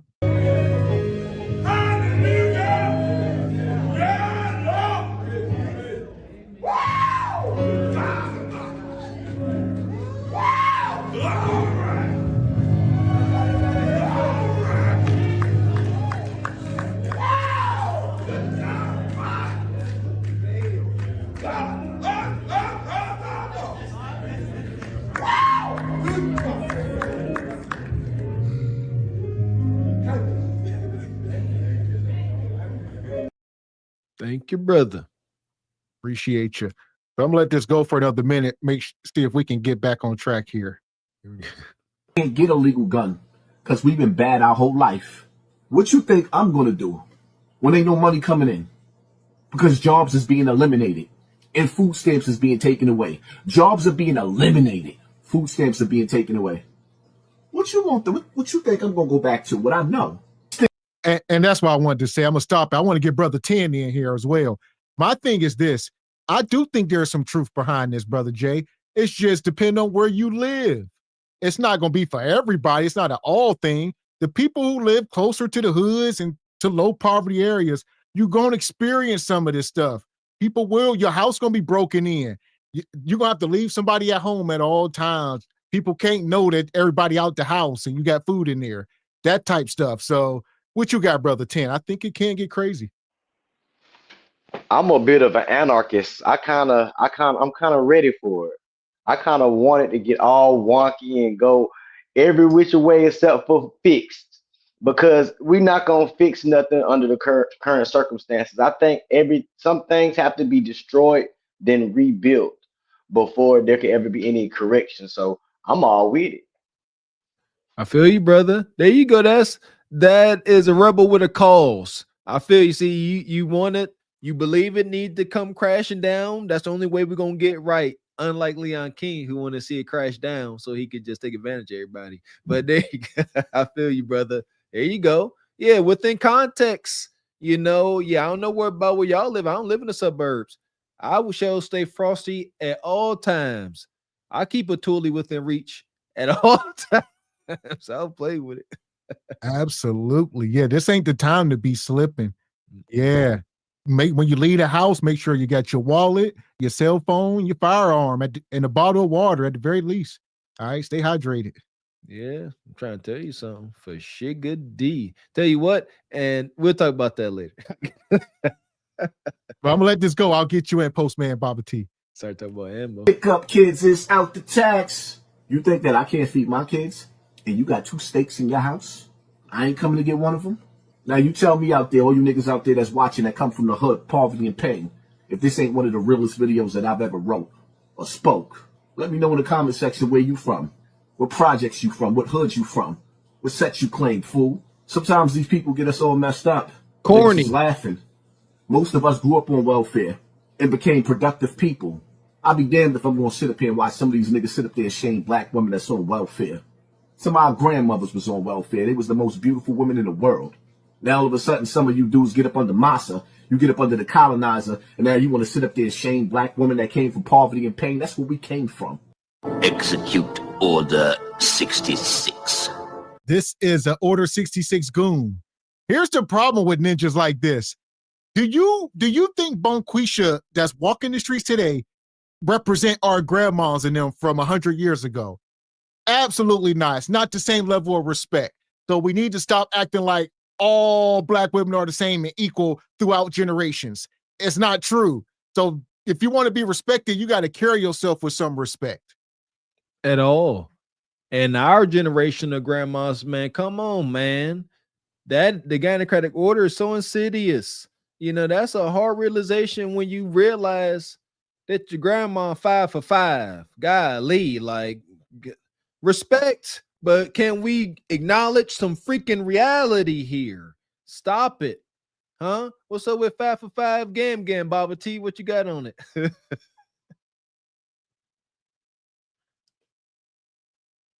Wait 5 minutes. Go ahead. There you go. Go ahead. Hey, good evening, you beautiful brothers. How you doing, man? Good evening. Good evening. You all beautiful people, right? All Yes, right, sir. then. Man, listen. I done told you all about my background. I come from them hyenas, okay? I think my grandfather was a step-grandfather. I thought about this the other day. You understand what I'm saying? Now, and my great-grandmother, she was indigenous, but I never met my great-grandfather. You understand what I'm saying? So that hyena, I don't know what was going on in the 1800s now, but I could trace it all the way to the late 1800s. So man, please, you know what I got on it, man. It's crazy growing up like that, man, and going through the cycles of hundreds of years. You know what I'm saying? Yes, and sir. you're the one that ain't falling for it since you were a child. So you know you the black sheep. I'm getting in trouble everywhere. Well, let me ask you this. As far as what this guy is saying, he's saying it may not be safe for regular folks. So when you leave in the house, Baba T, you need to be safe. Listen here, man. You just called out him pandering. You know why you hear guys like this and they be pandering, and they supposed to be little hoodlums and everything, because there hasn't been gangbangers since the late 80s and early 90s. Because remember, the groups were under a hierarchy at that point. That was about the end of it. And then they start splitting off and cats are getting greedy. So after that, there is no, you can't have a game talking about you 2 blocks this way, 4 blocks that way, 2 blocks over, 4 blocks down, and that's your set. Then you got another set on 2 blocks over. That ain't no game. That's just hoodlums. That's all that is. I tell people, don't call them gang, call them hoodlums. Well, I would say this. I would say that's even worse. If we are seeing that these guys are operating with no structure, that means you are more loose cannons. You are more prone. You are more prone to be robbed. They ain't got an answer to nobody. Listen, I tell people, and I tell them all the time. I say safety first. Okay, always safety first. You have to keep your head on the pivot out here, and a lot of people don't do that. They either looking in phones, got earplugs on while they driving, doing all sorts of stupid stuff. You have to be aware of your surroundings when you driving, whether somebody gonna try to cut me off or somebody behind me trying to do a stick up. Boom, I got to be knowing, okay, I'm looking everywhere. That's how I drive, man. And you got to be listening too, Baba T. You got to be listening too, right? Right, you got to listen. Can you hear? Can you hear good? Can you hear? Oh, I can hear real good. You can't hear that beep? You can't. You remember the street echoes. Okay? You can't hear that beeping. You can't hear that beeping. No beeping going on. We promise you. You gonna get caught up, Baba Oh, T. You might want to test your senses. I can't hear They're gonna run up on you. Your ear and your sensories is down, brother. Yeah, okay. Well, thank you, sir. I'll take a look. I'm not shy, man. If I'm wrong, I'm wrong. Because I'm old, man. Listen here. I just had 6 bones taken out my neck about 2.5 months ago. Okay. I got plates all in my neck, man, and now I got to get my hip exchanged. My hip started acting up this morning. That's what happens when you start getting older. Them parts start breaking down. So you got metal all through you. And I got injured in the military, so I need a back plate back here. But see, that's what happens when you're a soldier, man. You still stand tall. Blessings to you, OG. Okay. Blessings to you. All right. I took that neck brace off, man, and say it's got to heal. Hey, that's what soldiers do, man. You don't be out here crying and limping over. You can't let these studs see you limping all over and stuff, man. Oh, you got to be ready. And that's the point I'm saying. Once you get ready, you ain't got to worry about being ready. Okay? You all know what I do. You know what's on me. Okay? I told you all, please, man. When I go out here, it's just like I'm in combat. You understand me? All right? So I got my eyes everywhere what's going on, and that's when things happen, when you let your vision and your perception goes. You can't look this way, you gotta look this way. Yeah, so that's what happens to a lot of people out here. They can't see nothing. They on this phone walking, somebody drum up to you and knock your ass out. So I mean, gotta be able to see and hear. Hey. All right, let me get in here real quick, Unc. I see you in the back, internet passport. Give me a thumbs up, brother. Okay. And also, I'm gonna get you in, Postman. What's your take, Postman? Is there any truth behind things getting dangerous? Or you think people can get robbed for your groceries? How y'all fellas doing? First off, Gav, I absolutely do, and this is why. When I was a kid, I was a confrontational type, so I got into a lot of fights, and I learned in those years that people can't dictate what another person will do. So, for example, if I say I'm going to do X, Y, and Z, the customary reaction when we were children is to say what somebody else is not going to do. You got no control over what somebody else will do, but you got full control over how you prepare for the situation or defend yourself in said situation. And it's a consequence or a reward to every choice you make. So the guy who may want to take one of my steaks, one, he being foolish, because if I'm coming at you in that hostile manner, I'm taking both of them. I'm not taking one. I'm not being diplomatic. I'm sorry. Two, you might lose that battle, bruh, trying to come to a place in which you don't know. Oftentimes, I'm a sports dude. They talk about a home field advantage for a reason. I wish you would not know what the things that I know where they are located and how to use those things to my discretion. And so being hyper vigilant especially in my job. Baba T just spoke about it. Earbuds, walking and texting. I sneak up on coworkers daily just to prove to them that you are not paying attention out here in these streets. And in the instance that something happens to us, unfortunately, the first thing that our management does is to ask us what we could have done to prevent things, or if we were doing everything the right way, whether it be preventative or whatever the case may be. So in that case, if there's something that you practice every day in work, it should carry over, or it should have been brought into your work ethic from life. We all grew up, or most of us grew up in rough neighborhoods.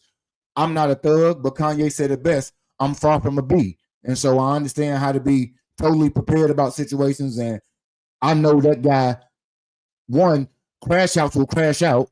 Two, a lot of dudes have got hurt over women.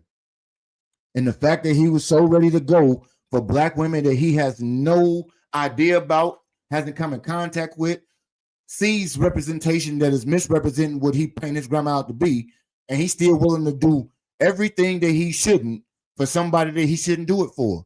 And so in that instance, why would I not believe him? Conversely, what may happen as a result of his bad decision is on him.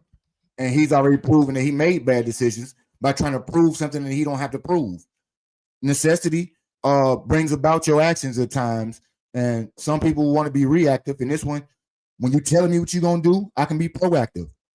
Run your mouth again on social media, as I spoke about before. We telling our business. So now there is no Trojan horse or anything. You done told me everything, the blueprint. So I'm set up for everything that you wasn't even prepared to try. So proper planning breeds proper preparation out here so that we can get things done. And if you ain't ready to go, I suggest you think about your actions and be real calculated, because some people will try you. And if you ain't ready to respond in a manner that's consistent with the situation, he taking your stakes.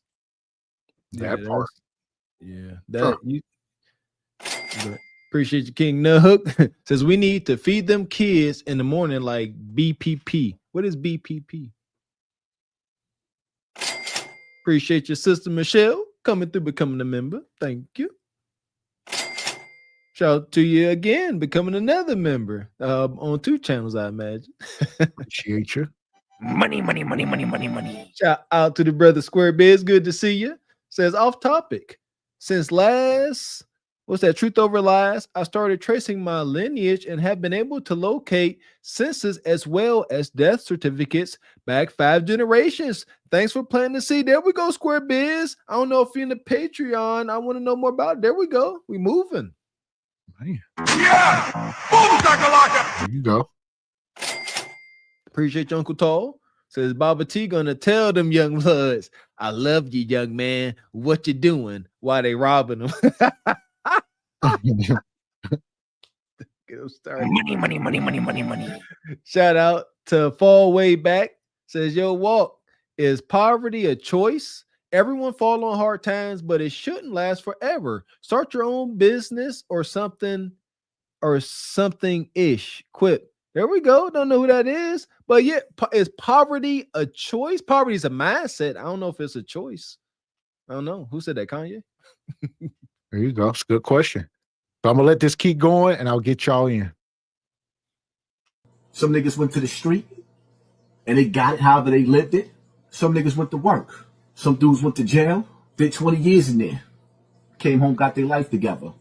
We living in different days now. But if you strip us down to nothing, absolutely nothing, do you really, really think you want to live in a world like that where you just going to be laughing at our pain?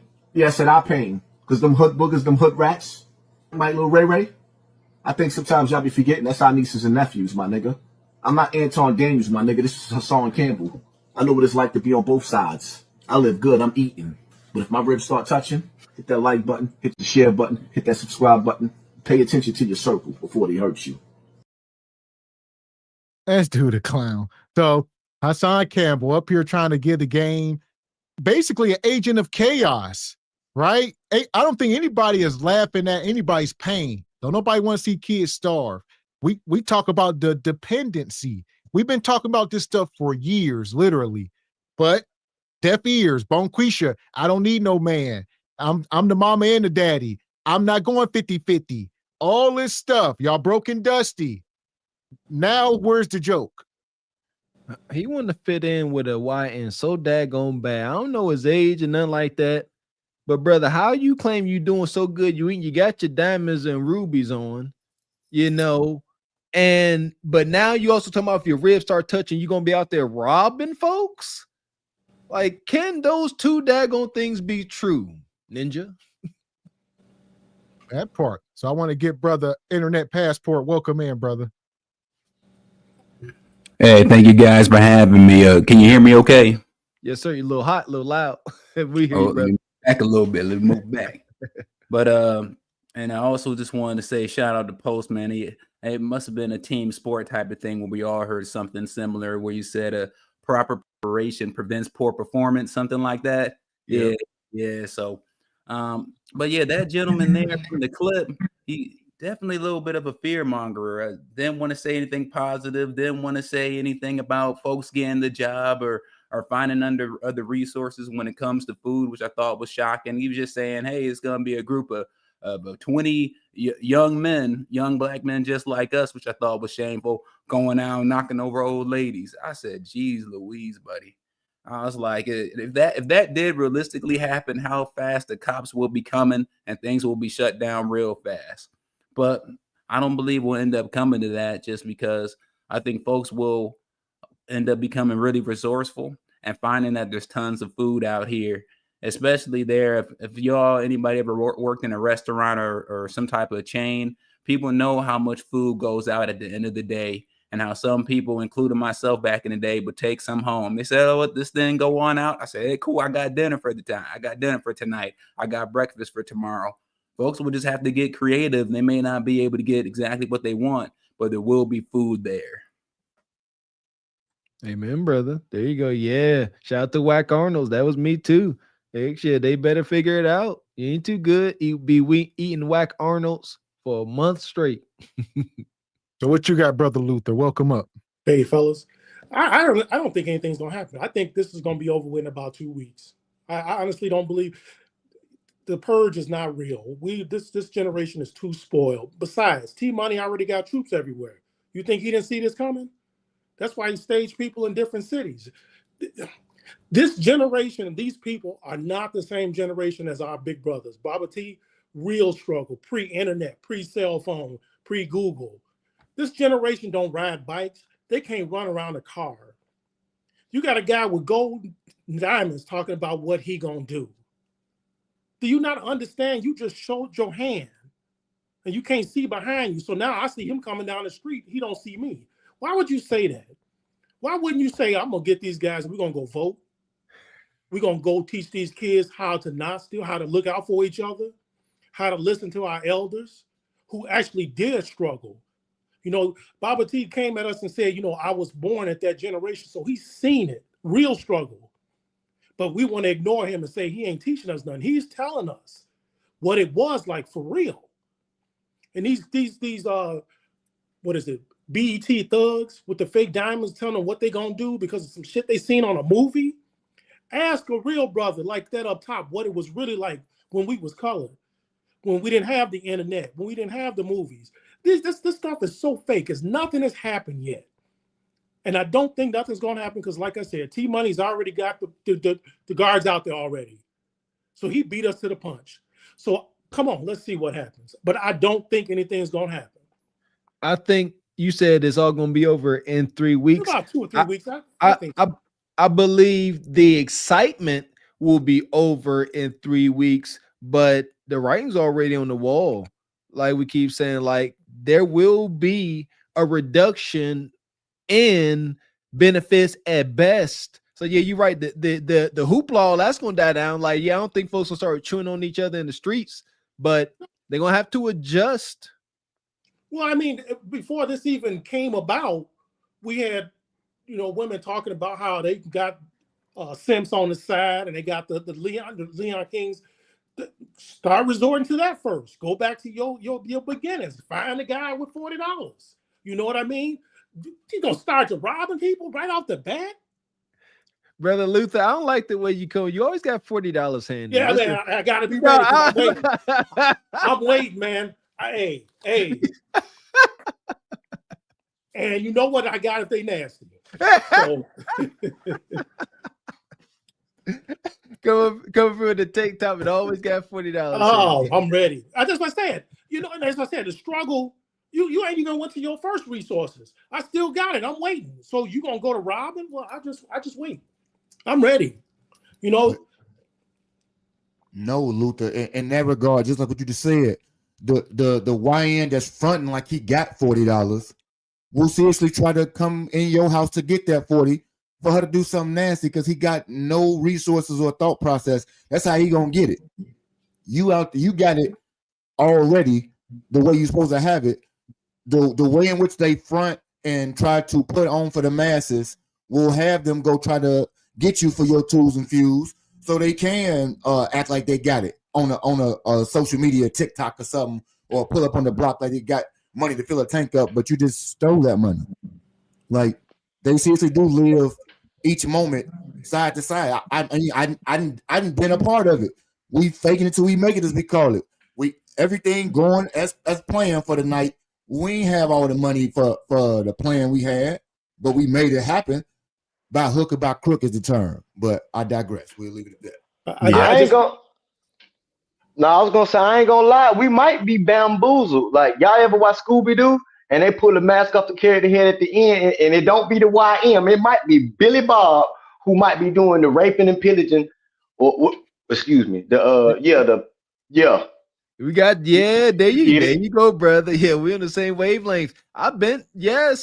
Listen here, with AI and all this cosmetic stuff, I ain't gonna throw this wickedness in the water. Y'all know I done told you about my horror movie White Face Willie. Like, that's what I would do. Yeah, I'll pick myself all white. Yeah, shout out to Drewski.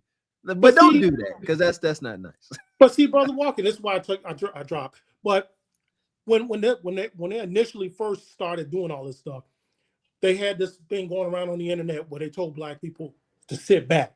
He's going after the immigrants. And everybody stayed back. They even said, well, black people aren't in these protests. Black people aren't doing this. So we were okay. We were together when the Trump was after the immigrants. But now they turn it to this, and now we're going to turn on each other that fast? Where did the brotherhood go? I thought we were standing together. We were staying out of T-Money's way because we knew he wanted us to start.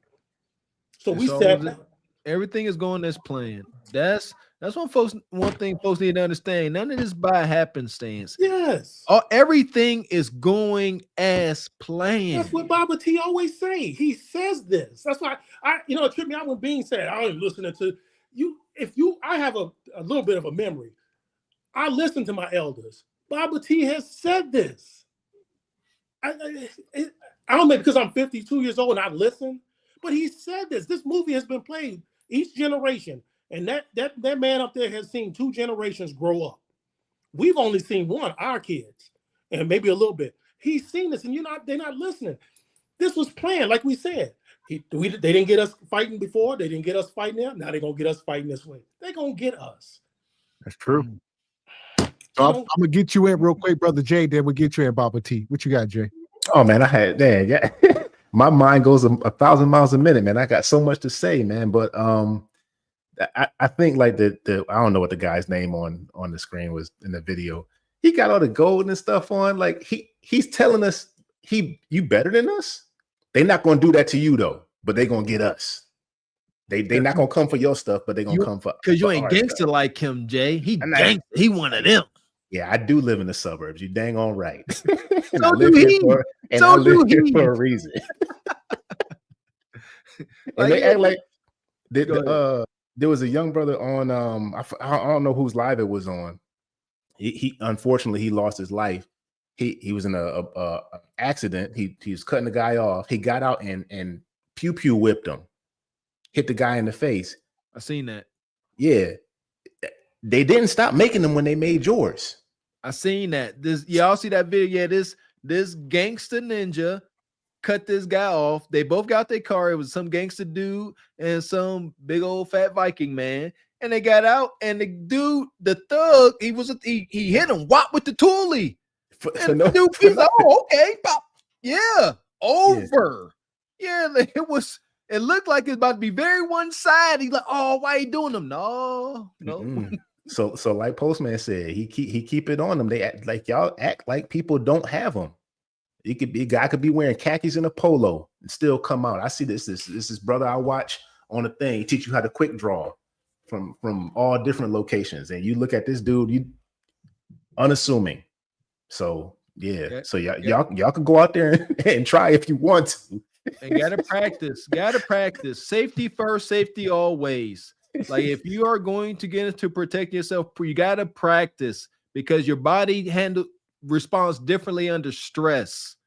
You know, like I've watched videos where law enforcement officers been on the beat for 40 years. They're snuff videos, unfortunately, and they show like this guy was the best at the range, but under duress, he's sitting here pulling the trigger and then it's a go. It's empty. He ain't even emptying out and reloading. He got a whole extra clip, but that stress, he just won't stop pulling. And so practice. Safety first, safety always. Appreciate your divine photos. Says not every moment is a ninja moment. We are getting better as Black folks. We don't have to rob when there's plenty of resources. Just go to work for it. Amen. That part. And shout out to Baba T. He trying to get back in. He got a cash app. He says, I got a story.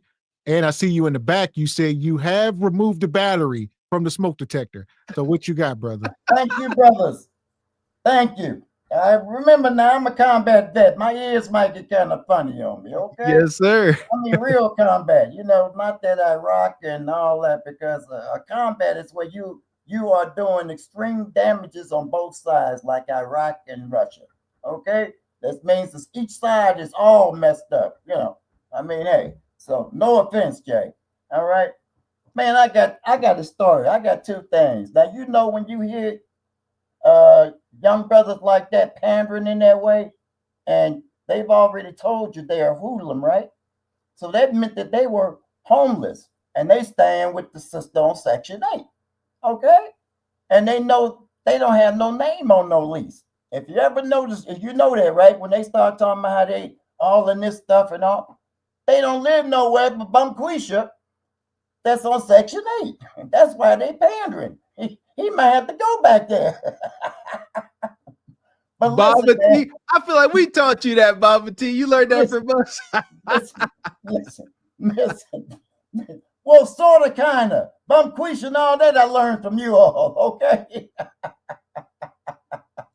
But I remember back in the early 90s, and it was a drive-by, right?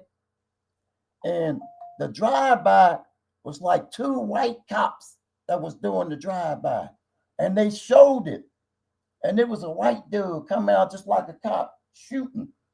And I said, yeah. I mean, I was telling people, don't believe everything you hear. And I couldn't find that video nowhere else. So it's very important when you see stuff, you got to catch it, download it, save it, or whatever you can, because it will be gone for you to try to reference back at it. And when you all said that, that brought that back. Okay, because I've seen it myself, man. Listen, it ain't us. It's them. How come this always happen between 1 and 5 in the morning? There you go. Nobody know up that early. You right. Don't nobody know a thing, man. Oh, nobody arrested, man. So, I believe that, Baba T. I believe that they did that. They set us up. I believe those happenings happen more than once, Yeah, that's what they do. They did that with all our organizations, set us up. COINTEL still happens to this day, man. They sending you a letter and sending me a letter saying some crazy stuff, or sending me an email and sending you an email. Okay? So it's the same way that we got away from loving our people in the motherland, because we knew back in the 70s, they was telling us we don't like them, and they was telling them they don't like us. You understand what I'm saying? They play the game to separate you, so same theory that they do. So, They saying that out their own mouths now, though.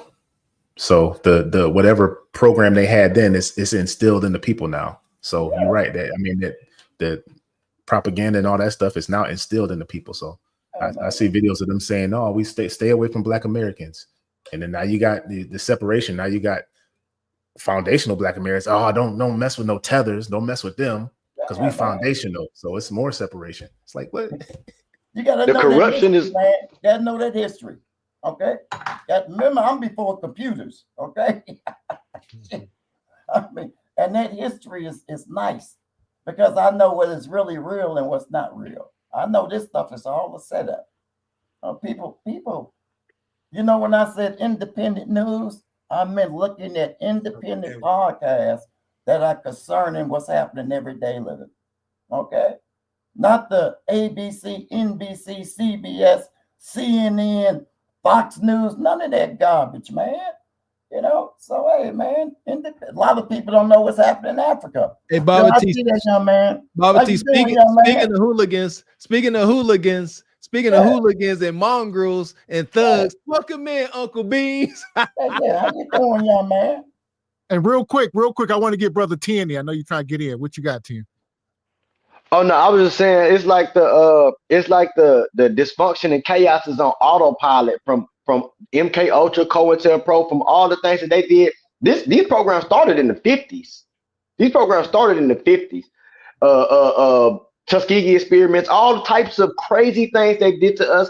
Now it's on autopilot. In the year 2025, they don't have to do nothing. We're already corrupted. The software is damaged. Sad facts. That part. And speaking of corrupted, I'm gonna keep it moving. I'm gonna pull this next video up. All right, this is the most trending and viral thing right now. I guess we got to talk about it. I literally cannot silence my phone because of my nails. I can't function. Okay, I cannot live. By the way, half the struggles that Black women think they face, it's of their own fucking doing. Running around in nails like this, running around in earrings like this, like you people fight every day. Could you choose any outfit and get up that's like less conducive to fighting? Seriously. They wear wigs that can be pulled out. They put braids in their hair that could rip the rest of their hair out. And then they complain about having alopecia. No, it's self-induced alopecia. That's like a cutter. That's like one of those fucking losers who cut themselves. That's like them having a scar and being like, I can't believe I have scars. Like, what? Black women, you tear your hair out by the roots. You put every sort of chemical on your hair to straighten it out, despite being so proud of being Black. And then you wonder why you have alopecia. And then you guys fight all the time. And yet you wear massive hoop earrings. You wear weaves in your hair. You wear fake eyelashes. You wear fake nails. All of these things are not conducive to fighting, okay? Hair! So here we go. This is Lily. We covered her a week ago or so. I didn't know it was going to lead to this. Now on Halloween, she dressed up in blackface and she's up here acting like she's Bonquisha, I guess. This is what we get. How was this allowed on the internets? It's egregious. This is extremely egregious behavior. What's the excuse? I can hear the excuses. Well, y'all let Drewski.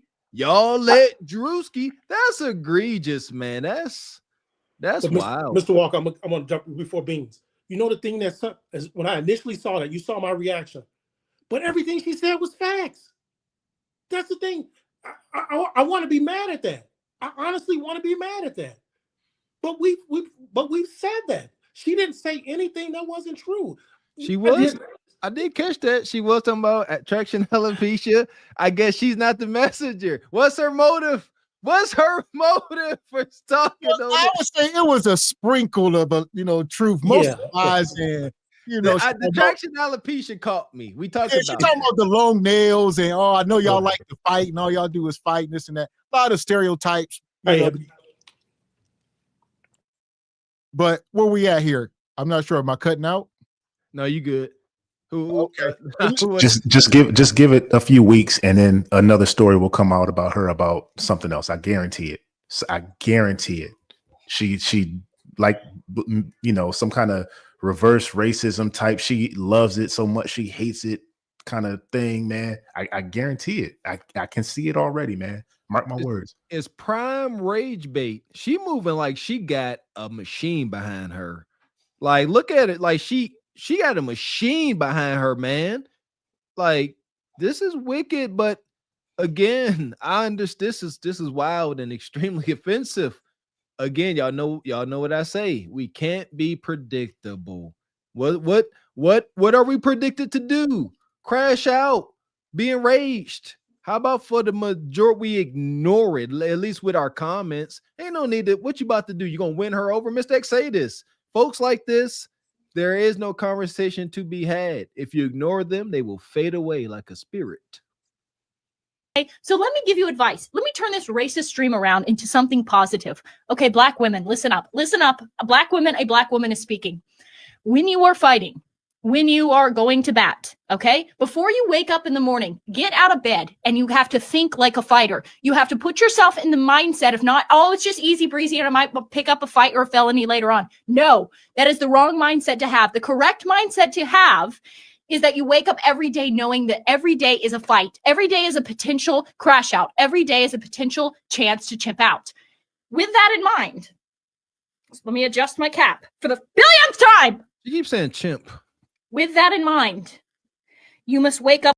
It's wicked. I heard some black dude saying it the other day. So it's not, I don't know. Y'all out of pocket. I seen some young black streamer saying it the other day. You know, he was one of them dudes hanging with iShow Speed and all these crazy dudes, and they was talking about chimping out.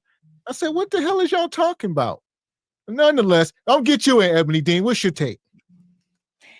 I was trying to keep it cool, just being in the comments, but you guys are teaching me how to not be so triggered by every single thing. And so thank you for that. But I had to come up just based on the whole blackface thing. You can wear the bonnets and you can talk about us all day, whether it's true or not. The fact that you're in blackface, that was something that was done, you know, back in the day to mock us, to make fun of us. So even when Drewski put on the white face or whatever as a comedy, we never did it to mock or make fun of people like they did us back in the day. They did it.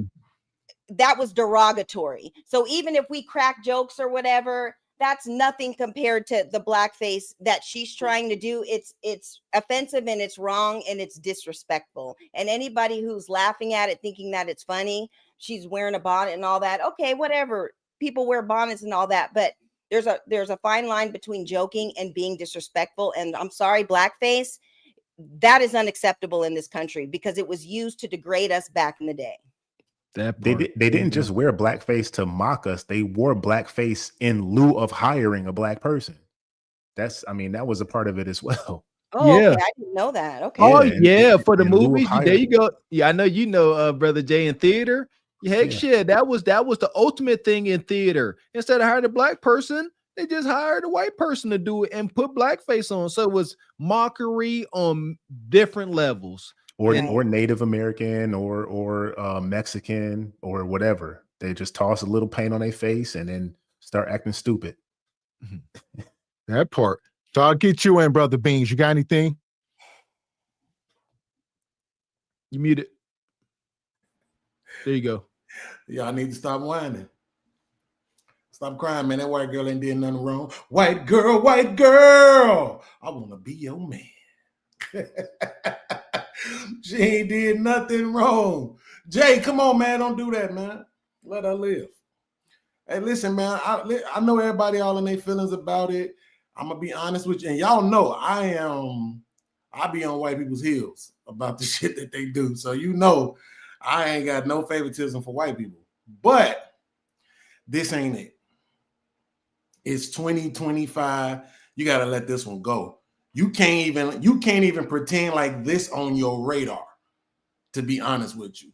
Like this supposed to miss black people for real, especially grown ass. I got mortgages, I got rent, I got kids ass black people. Like this shit's supposed to just go straight past. You're supposed to be like, what? So you saying you putting gravy on the steak or not? That's how that's supposed to work. I agree with that sentiment. As far as I feel like that anytime they come with hate and racism, I'm not about to sit here because when you sit there and get mad and triggered, you are projecting energy that you could use for something else. I ain't got time to hate you. I But don't. I have to disagree with both of y'all for the simple fact that in real life, that's applicable. But on the internet, we responsible for training the algorithm. So we can't let the internet know that this is acceptable because a bunch of Mr. Walker, you said it got to be a machine behind her. It's the algorithm because a bunch of pink people then liked the post and commented and left comments. We got to be responsible on the internet stand front to say, no, this is bad content. Report it, report it, report it. Just like Kendra G would do. So let me show you why I disagree with that. I'm not, no, wait, let me reframe that. Not disagree with that. You know how many times I've seen that picture on my algorithm? Once. And I was on that show, right? That's it. It ain't flooded my timeline on YouTube or nothing else. You know why? Because I didn't go looking for it. He was on this show. Yeah, salute to you. You held your own, brother. I was on Holy snap. That's the only other time that I saw this. Well, listen, what's today? Today is the 5th. So I would say we wasn't talking about it. As you can see, it took us 5 days to even speak. We wasn't going to talk about it, but upon demand, I guess they want to hear. It's all good that you're talking about it. I'm not saying that. What I'm saying is, I'm just saying I agree. That's what I'm saying. I agree with you. We need not, but yeah, it didn't come down my timeline. And when I saw it, you know what I didn't do? I didn't start Googling it. I didn't Google Lens it. Right? Yo, Google Lens, what is this? Gemini, what's going on? Hey, Grok, who is this? I ain't do none of that. Beans, you being a little bit disingenuous because I follow you. I got my notifications turned on and I know what your algorithm looks like. Well, so of course she ain't gonna come up on your algorithm. Yeah, well, you know, I'm just saying it wasn't that though. I didn't go looking for it. Like, bro, and look, to the sister's point, which I wish it was a man who said it so I could respond to it the way I want to, but I'm loving on the sisters right now. You can't say Gruski did it, skip past that like it don't supposed to mean nothing to them, and then say, but when y'all do it. We can't play that kind of game. That's white people's kind of games. That's what they do. They say when we go and pillage and grape and take over somewhere and drop bombs and delete people and do whatever we got to do to maintain our authority, power, economical, and political supremacy, it's all good. But when you Negroes do it, oh, you the worst thing that ever happened to America, and we need to lock all y'all up and you ain't nothing but apes and gorillas. We can't play that retarded game they play. If it's good for the goose, it's good for the gander, period, point blank. I think the difference between the two, I hear what you're saying, Beans, but I think the difference between the two is the fact that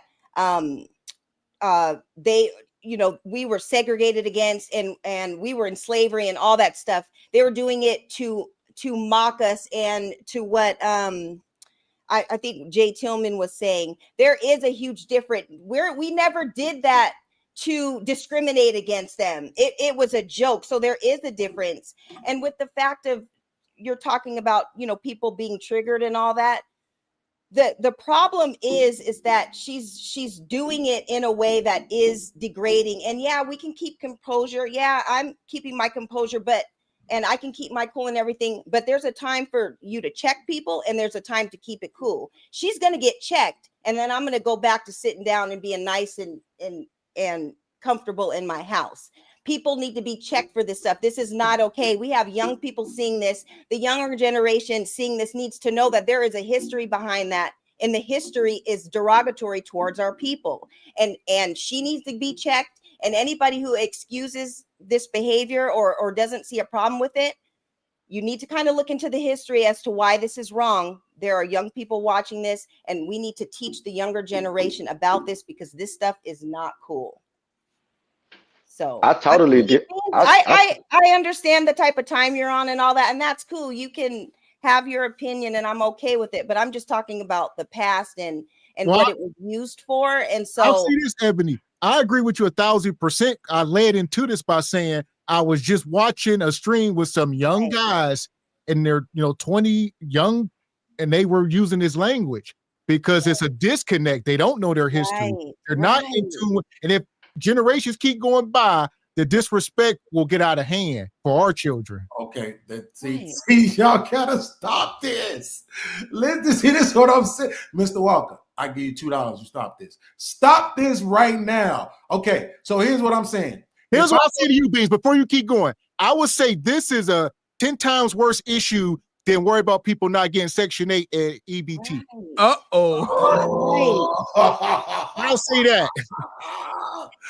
I see what you did right there. Everybody I might have to agree with that. I might have to agree with that, but even I think that is a moot issue, right? And I've proven it based on the economics, and people just don't like that because they like to be able to punch down. But my issue with this is if my woman walks in the house right now and I slap the black off of her, is people gonna say we need to know the history behind men hitting on women? He did it in 2025, so therefore it's related to when this man did it in 1920. No, this woman putting that shit on her face don't got nothing to do with what them crackers was doing. I'm sorry, with what them white people was doing in the 1920s. It has absolutely nothing. Everything to do with that. What? It has. What's your evidence that it has something to do with it besides the fact that she put on blackface? What's your evidence? Because history has shown that it's always been done. Come on, Beans. Like, you got to keep it a buck. This is You true. can't say over history lies. has shown. Just because somebody does something in 2025 does not mean it's related to what was done historically. That's all. You are a false prophet, and security, take him out of here.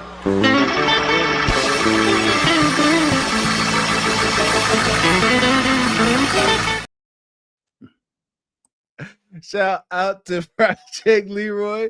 Come through with the timeout. Says put Beans in the corner. Let him sing Jay's song in the corner. Lily Gaddis is a world star, anti-black troll, just like Myron Gaines. Sit deaf down. Shout out to Uncle Beans. Why I gotta take strays, man? Why I gotta take strays? There you go. Beans got 10 minutes in the gulag. What you got, Ebony? I'll let you go before we keep going.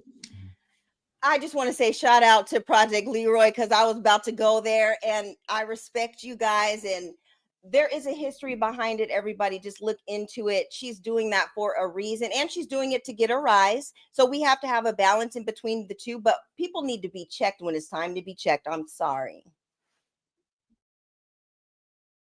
I agree with that. Yeah, definitely. Like Mr. X said, we have to address these things.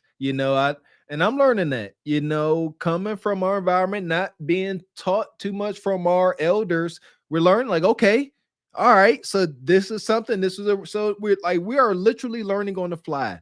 This must be addressed whenever the young kids see this because they have no idea. That's fair.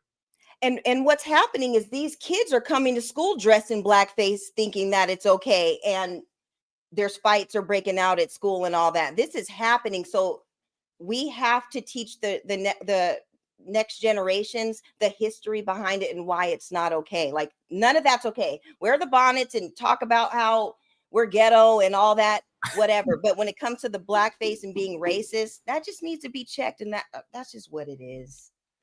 It just seems like to me it's clearly for a rise. I think someone mentioned it earlier, just for rage bait. And the one thing I think a great philosopher once said, you could be mean if you're gonna be funny, aka Drewski.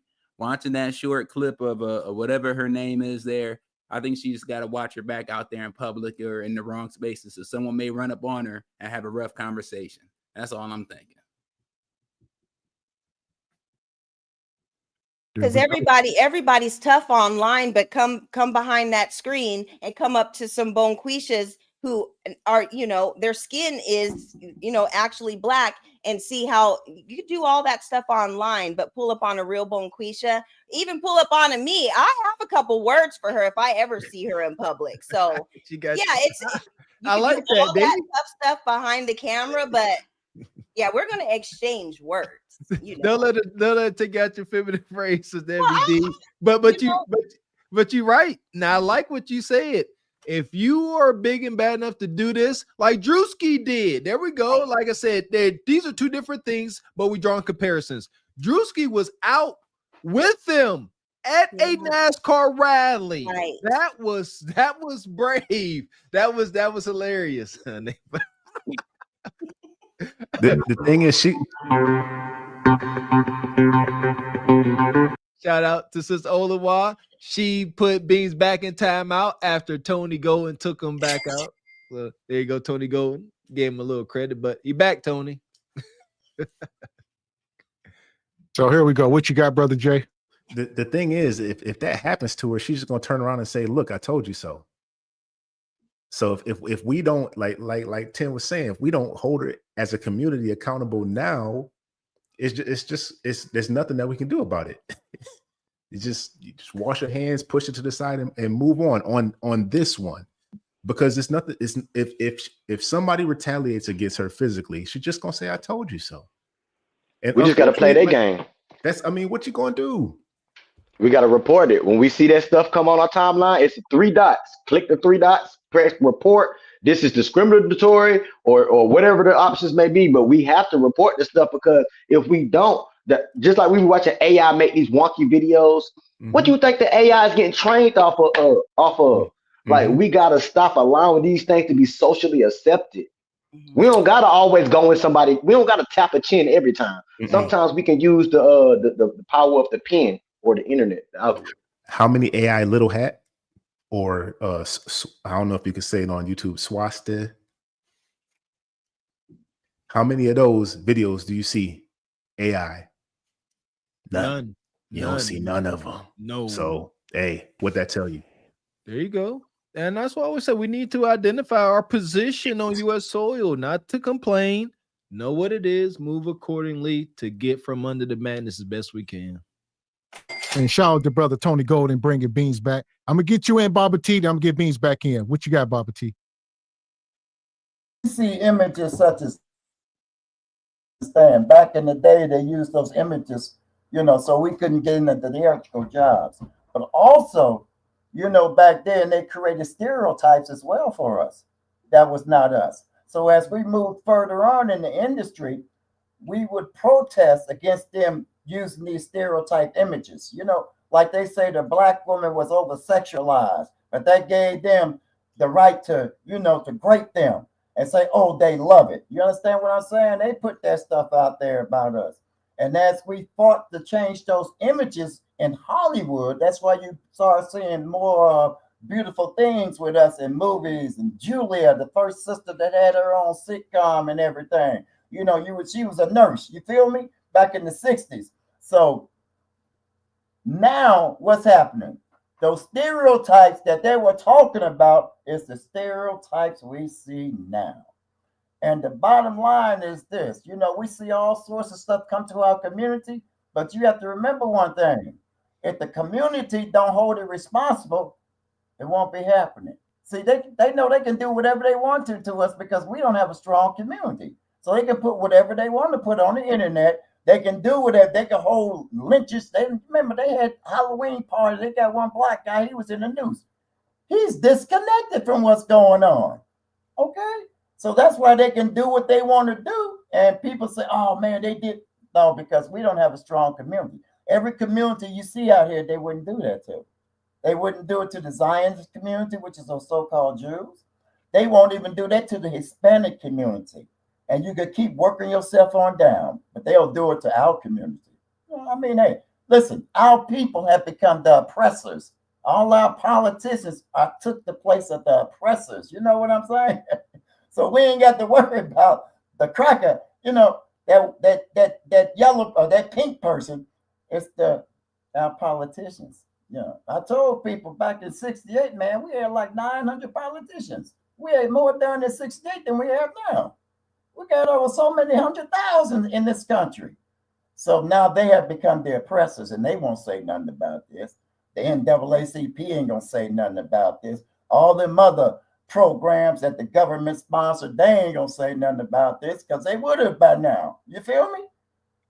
So that's what's happening. And it's gonna get worse because we have no power as a group.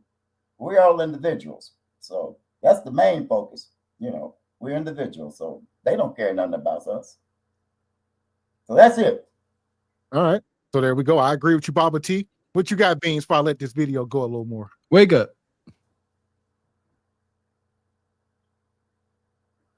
Worse than that.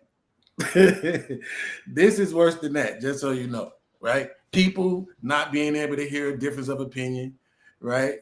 And wanting to silence you is worse than her wearing the blackface. You're doing it to people who look just like you, but you crying about her, right? So y'all can't talk shit. I pray every night that I wake. Oh man, yeah. What the hell is he talking about? Shout out to Rachel. I wake up every day. I'm Puerto Rican. She says, bye, bees, for the rest of the show. FYI, Tribe Life, the Tuskegee experiment was from 1932 to 1972. Yes. Didn't start in 1950. Love you, Ebony. Yeah, shout out to Sister Ebony. Y'all get fired up, baby. Y'all ready to put hands and foot on somebody.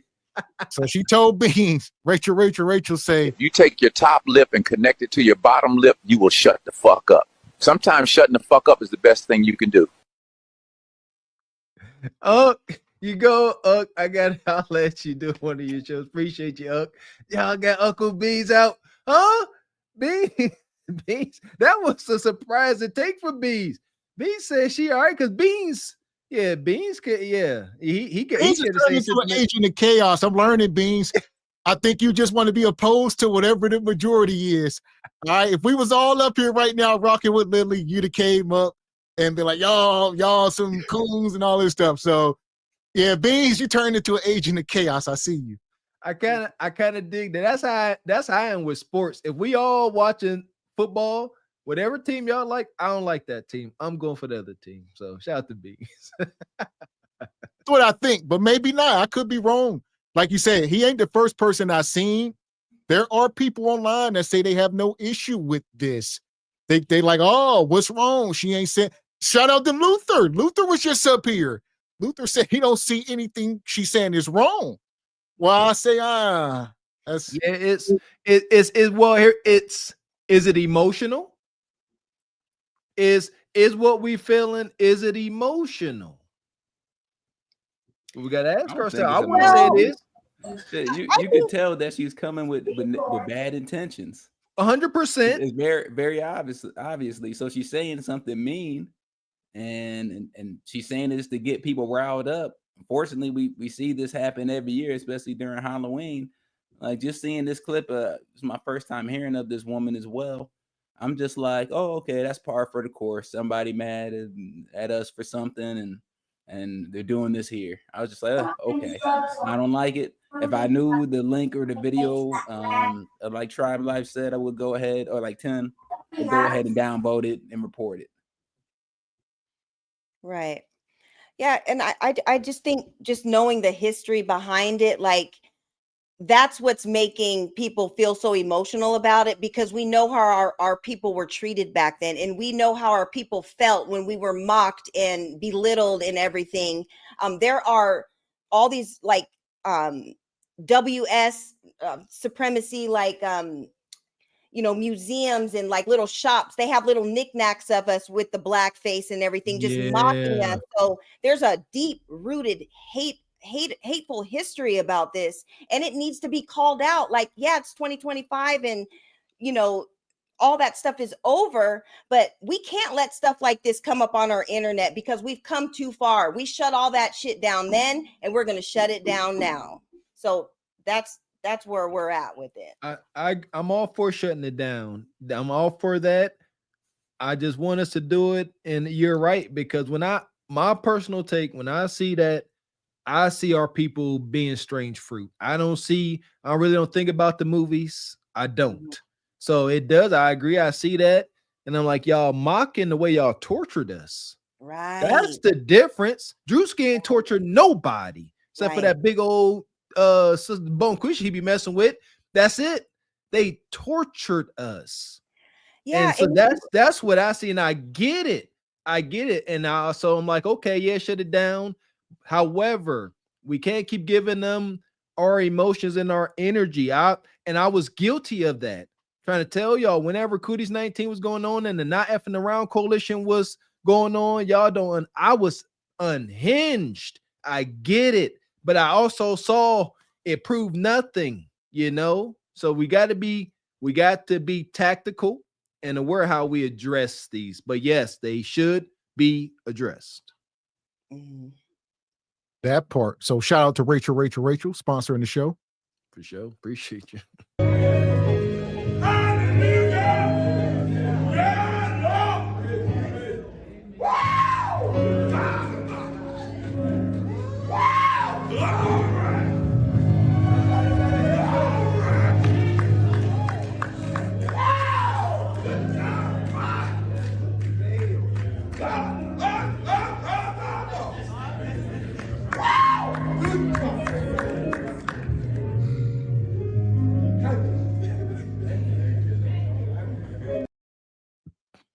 There we go. Yeah, I would say like I wouldn't even not like, because the algorithm just want a response. So yeah, if we're gonna fight it, report it. Don't hit unlike and don't comment. The algorithm wants any interaction. It finds it desirable. So you say, I don't like this, and you put a nasty comment. The algorithm says check one for her. You guys are engaging her. Don't even look at it for more than 3 seconds. That's engagement. Yeah. All that. Can't rest your eyes on it, and don't engage in any way, shape, or form outside of the 3 dots. Report inappropriate. There you go. So there we go. Shout out to Rachel. Shout out to brother Tony Golden. He was trying to save you beans, but didn't work.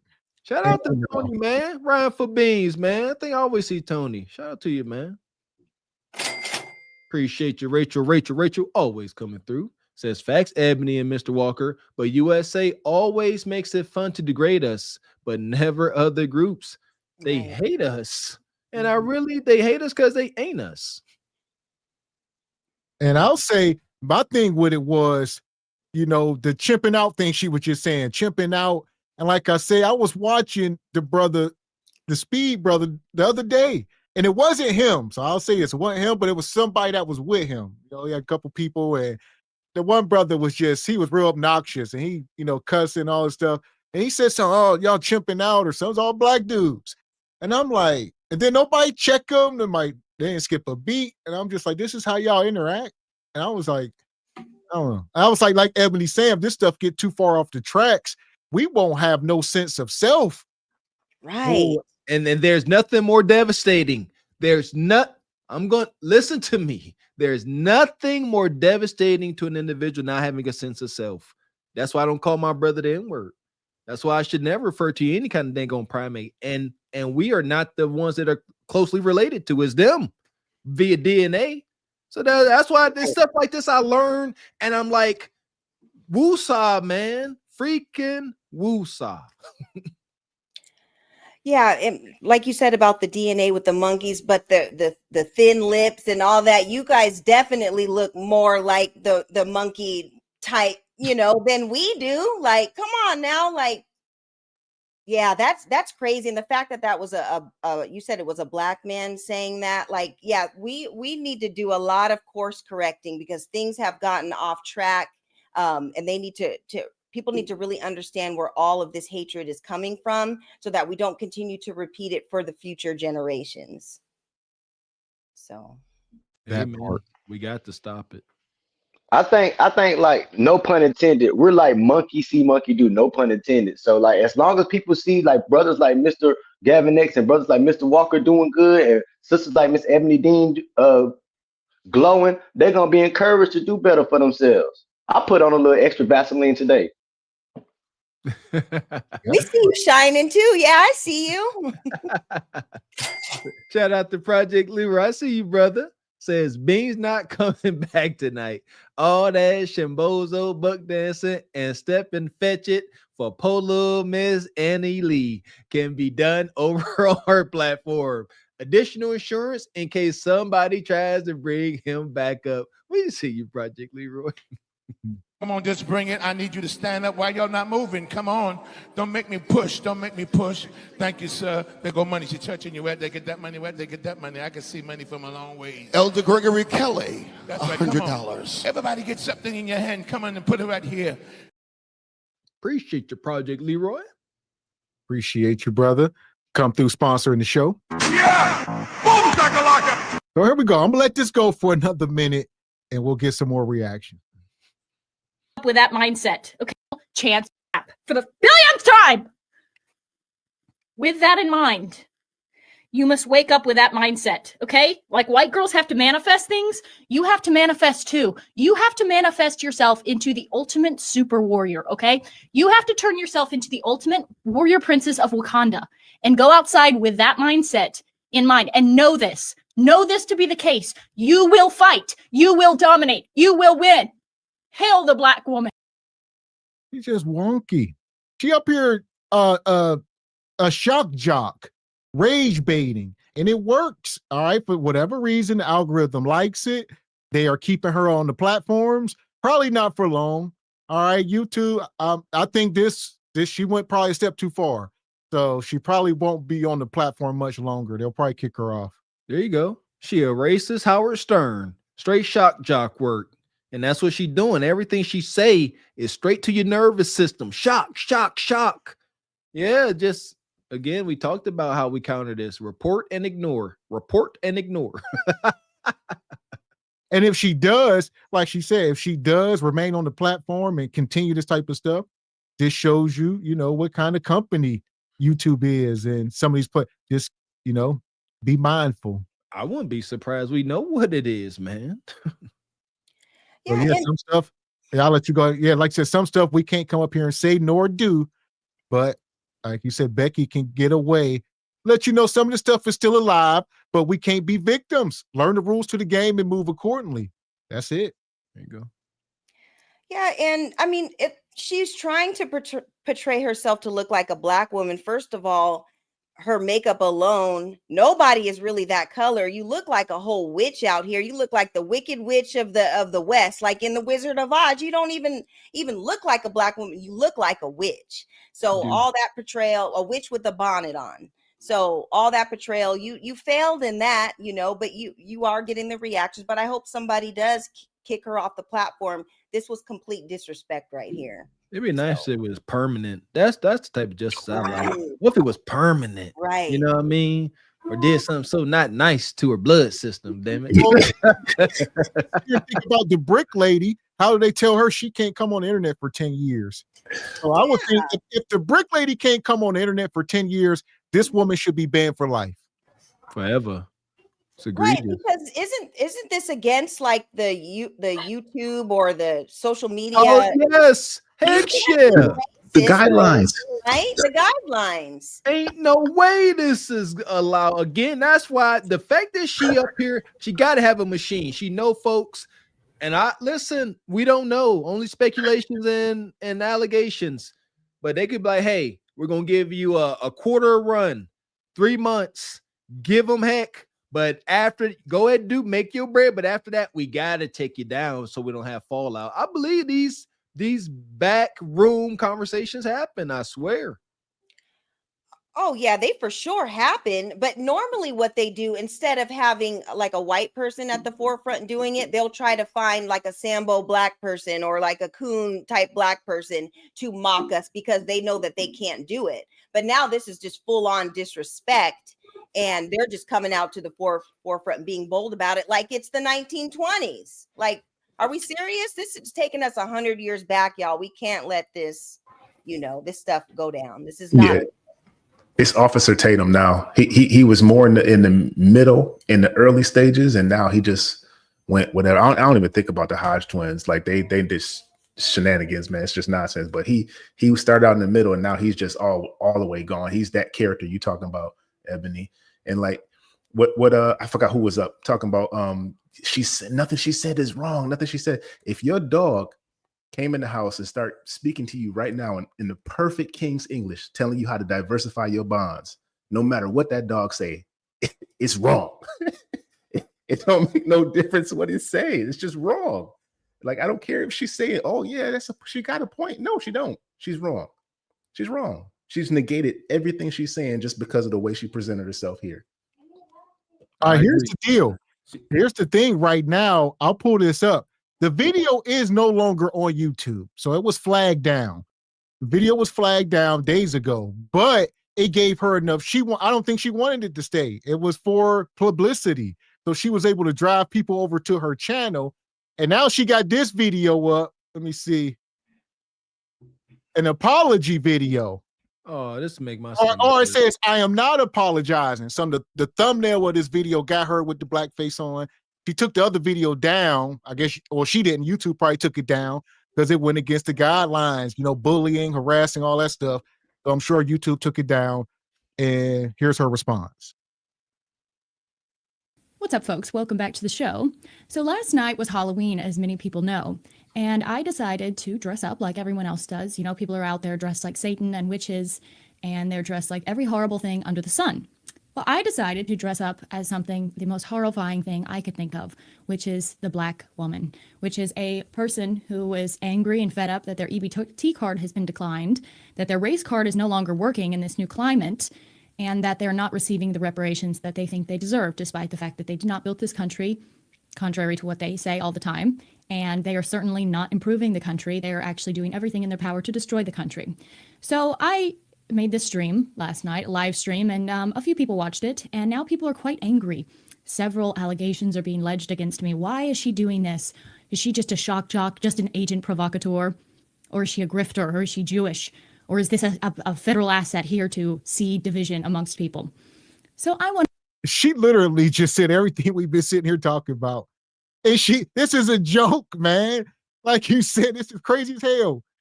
Regurgitated all things we were just saying. Because we are, here we go. Well, how was she able to regurgitate everything we just said? I'm getting triggered because we're being predictable. We're being predictable.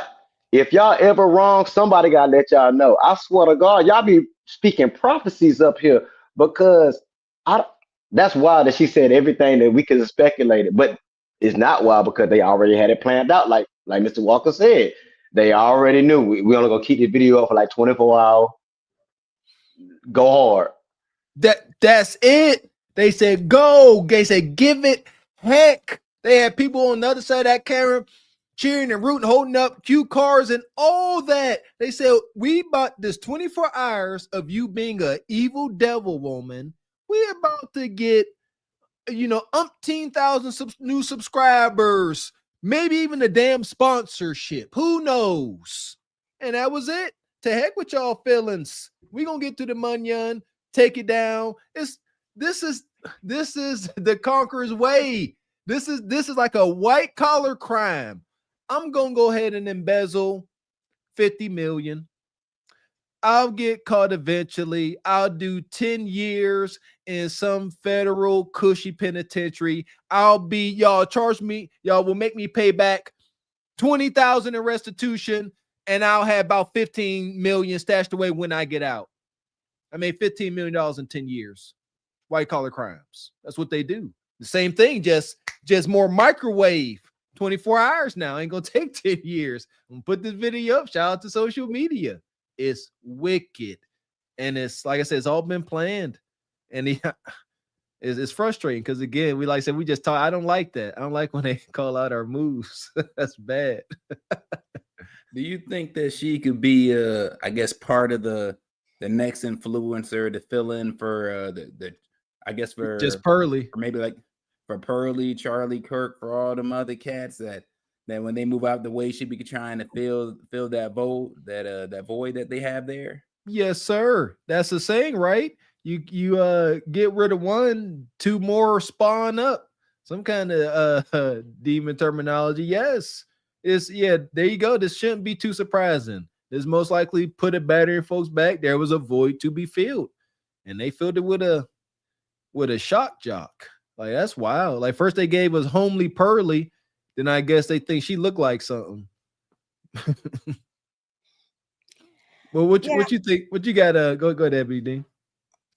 Well, I mean, we already have gotten into a lot of her talking points. We talked about reparations the other day, and we're talking about the blackface today. I understand she's trying to get the shock value. I mean, I do have a genuine, serious question when she brings up reparations and how she thinks that we don't get it. Well, our ancestors are us, and we are our ancestors. And had they have paid that money back then, the 40 acres and a mule or whatever was promised, we wouldn't be here today. Y'all didn't pay up then. Inflation and all that stuff has happened. So so there we put our taxes on it, okay, and now it's up to 250,000. And she did just say that we didn't build the country. I would love to ask her or anybody in the chat, because I know there's some trolls in the chat right now, who actually did build this country. Who did it? If it wasn't us, who did it? Because we were put in chains. We built everything. We did all the inventions. The money was made from us off of our labor. So if it wasn't us, then who? Good question. Definitely was us. So I'm gonna let this keep going. Hit the like button. And I was just looking on her page before we do, trying to see how long. Her oldest video is 9 months. She posted her first video 9 months ago. And, she's been pretty consistent with her talking points, focused in on this. So she just came out this year. How many subscribers she got? Hell, 167,000. My gosh. Oh, that's her. Yeah, but here's the thing is white people, they love this kind of talk because they are not allowed to say it. So hearing it from somebody else, because they know they would get pushed back and they would get in trouble for saying it. So she probably has a lot of people supporting her and backing her up for what she's saying, because this is something they all, not all, but a lot of them want to say, and she's the one doing it. So these are a lot of their sentiments, not all. There are great white people out there, and we love the great white people and others who, are not undermining our progression. But there are a lot of ones who still do, whether it's in the closet or not. They're still out there, and they like this type of entertainment, as it's just entertainment. So that part. To put some of those accusations to bed, I want to explain the method behind the madness and perhaps what my long-term goals are. Because unlike an agent provocateur who just wants to cause chaos, I actually want to see my country improved. Okay, and you might say, well, how is doing blackface on a stream, how is that improving the country? Well, let me explain to you how. The country has been slowly dissolving into destruction. It's slowly been destroyed over time. We're frogs in boiling water. That's what's been going on in this country. We've slowly had our rights stripped away. We've slowly lost sovereignty of our country, and now shadowy forces that are now becoming more identifiable and clear to the general populace have destroyed our country. They've shipped in immigrants. They've shipped in all sorts of cultures that clash with our cultures and our religions. And we've lost our national identity, and we've lost our racial identity as well. They've been pushing miscegenation on us. They've been pushing this idea that we should be guilty for the reason, and it's white people that are to blame for the, the downfall and destruction of non-white people. Of course, there's no accountability in that camp. It's just our fault as well. So I've been looking back, and I've been seeing my country get progressively worse. And I've noticed it seems to have been a national uptick in the destruction and chaos in the last 5 years. I've seen my country become destroyed at an accelerated pace. I think we can all tell. I think it was kicked off with COVID when we were collectively stripped of our rights. And it's just continued to escalate ever since. So what I want is I want my country to be great again, okay? That's why Trump won in 2016, and that's why he's our president now, because he ran on this slogan of making America great again. I think he has failed in a lot of ways, because when a politician gets up into a position of political power, they quickly are presented with the real people who run our country, and they quickly learn that there is no sovereignty and there's no power in the political offices that they hold, despite being elected there on certain promises that they gave the voter. And I'll say this is more the BS. I'll stop her. The victimhood. White folks don't want to look in the mirror and clean up their own yard, and that's their problem. So they want to project it onto us. This is more of the, we get it. All the Charlie Kirk stuff, the lies. When you say the majority of the people in prison are black and all this stuff, if you believe that, 80% of black folks is committing all the crimes and all this crazy stuff, this is their theory. So she's trying to compound it and keep it going when we know it's not true, but they're operating in a delusional land. I know how they think. Been around them enough.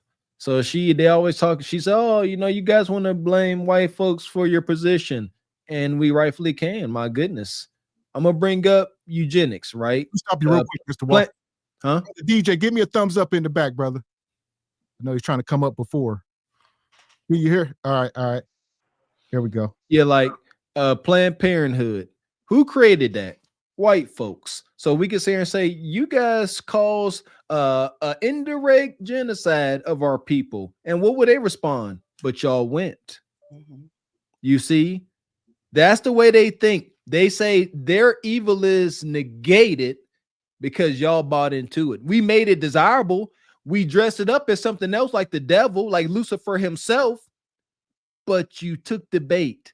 That's how they think, and that's what they lie on. Yeah, we did you wrong, but look what y'all doing to each other now. But they won't ever acknowledge they won't do it. Like she brought it up. What is it? The white guilt, teaching true American history. They're like, don't do that, don't do that. Nah, that's nasty. We don't like the way that feels. What you mean? You don't like the way it feels? It's the truth. Yeah, and well, that's why they want to take certain things out of schools. They don't want their kids and future generations learning about the sins of the past. And a lot of suspected white supremacists, because we're going to call them suspect because we're not sure, but we suspect that they are.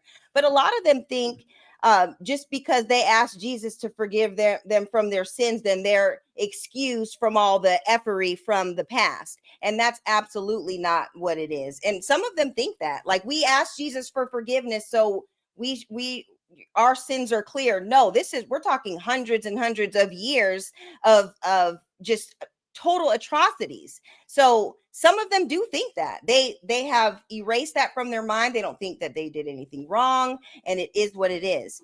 But when she said that she wants to get all the immigrants and stuff out of the country, how about we were already here and you guys were shipped over here to us, and we taught you guys the game, taught you guys how to grow your food and stuff so you wouldn't die, because you guys were dying off in Europe. And if it wasn't for black people from Africa and black people from here, y'all would have been dead. So this was our shit first. I'm sorry. I feel a certain way about it, but this was our country to begin with. So she's saying a lot, but and I was gonna say that's why we sit up here a lot of times and try to preach that family and marriage and all this stuff is so important, because we can control our own narrative from in-house. But when we dealing with single moms raising the kids, and the single moms is dependent on the government, and the government is feeding you a narrative, you ain't got time to be teaching the kids any truths. That's why we need family units, so we can control our own damn narrative. There you go. Yeah, shout out to our friends, shout out to my wife, man, and my in-laws.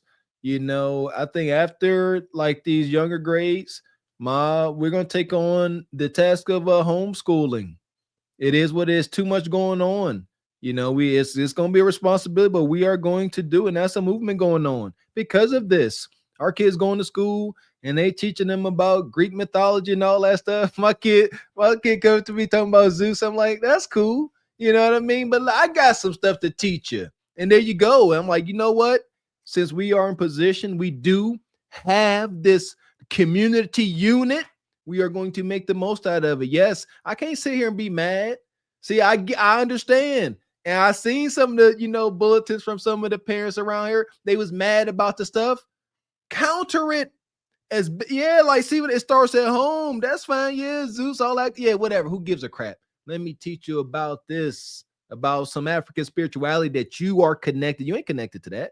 That's them. Let them add it. Let the Greeks, and that's them. Let me teach you about you so you can know self. This is how you get the community. I can't do it by myself. We need the community. Mm-hmm. Yep. And I have to say, you can't trust the school systems to teach the youth that. I still remember even in college there were some folks that knew so little when it comes to the history of America, when it comes to slavery. And I'm always been one that, what do we always say? Two things can be true at the same time, where I do want us to be able, what they say, pull yourself up by the bootstraps and all that and work hard. I do believe in that. But at the same time, I have to be able to acknowledge just that, there's a reason why we have Juneteenth. There's a reason why we know about about Jim Crow and whatnot. And folks just think it's like, hey, they said y'all are all good, snap their fingers, and everything just worked out. And then they just send around wondering, how come these black folks ain't up here like us? We all know that didn't work that way. And so, like you said there, Brother Walker, same to you there, Ebony, just that we have to be able to educate our families, let people know. I'm blessed to learn that from my folks when it comes to the history, and luckily be able to talk to some of those some of the folks that didn't know some of this, and even possibly like I believe you said Gavin X there, was it on that stream, one person, maybe that young person on that stream, maybe he didn't know either, just to let them know that, hey, that's not on code and we just have to do better. Yes. And some folks, they may listen, but hey, I like to at least take the attempt. And she got up there and said the reason why she was in blackface was because of a whole bunch of other reasons that had nothing to do. I was waiting for her to at least have a point. She didn't even say nothing. The powers that be, because of immigration, because it is. That's why I was wearing a black woman's face. Like you didn't say nothing about black people at all. You literally didn't. And there's also no such thing as white people. That's a phrase that just came up to separate it, because you had the British going against the Scottish and the Irish, the huge wars they had over there. When the Irish came over here, they treated them bad. When the Italians came over, they treated them bad. But all of a sudden, so we the people with money just happen to be the same, look the same as them. We're gonna bring y'all into the fold. Y'all, we all white now. We all white. No, you're not. It's made up. It's manufactured. Like, come on, man. It's a whole bunch of bull crap, man. Yeah, and Jay, I think she said that the reason why she dressed up at the beginning of the video, she said it was because the black woman is the worst thing that ever happened to this country. So, yeah, that's what she said. So that was And they started naming stuff that they had nothing to do with black women. Like, and that's not that. See, now stop. See, we get on our melanated sisters for righteous cause. We're trying to help her correct her course, but melanated woman fed this country.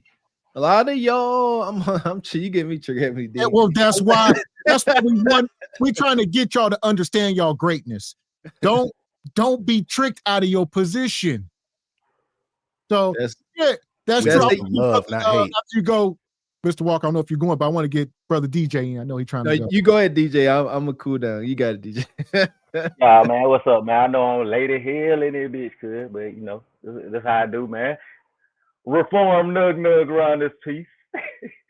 But see, like y'all was saying, man, a lot of people, I really had to kind of dwell into a lot of the history that I learned, because I did grow up knowing my great grandparents also.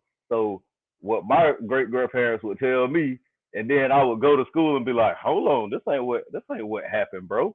And I would kind of get in trouble for that. So they don't really, they don't have an incentive to teach our people this type of stuff. Because if they really taught us this type of stuff, as emotional as we are, a lot of people would be kind of angry about it, but I don't think they would know how to take it. True. You know, that's my belief as why they left, you know, some of those books out. You know, they only going to tell us what they want us to know. That's why they took a lot of those books out of the compilation of books of the Bible. I don't even know if it's called the Bible. You know, shout out to Pastor Gino Jennings. He got all of the collection books. He called it the Holy Scriptures.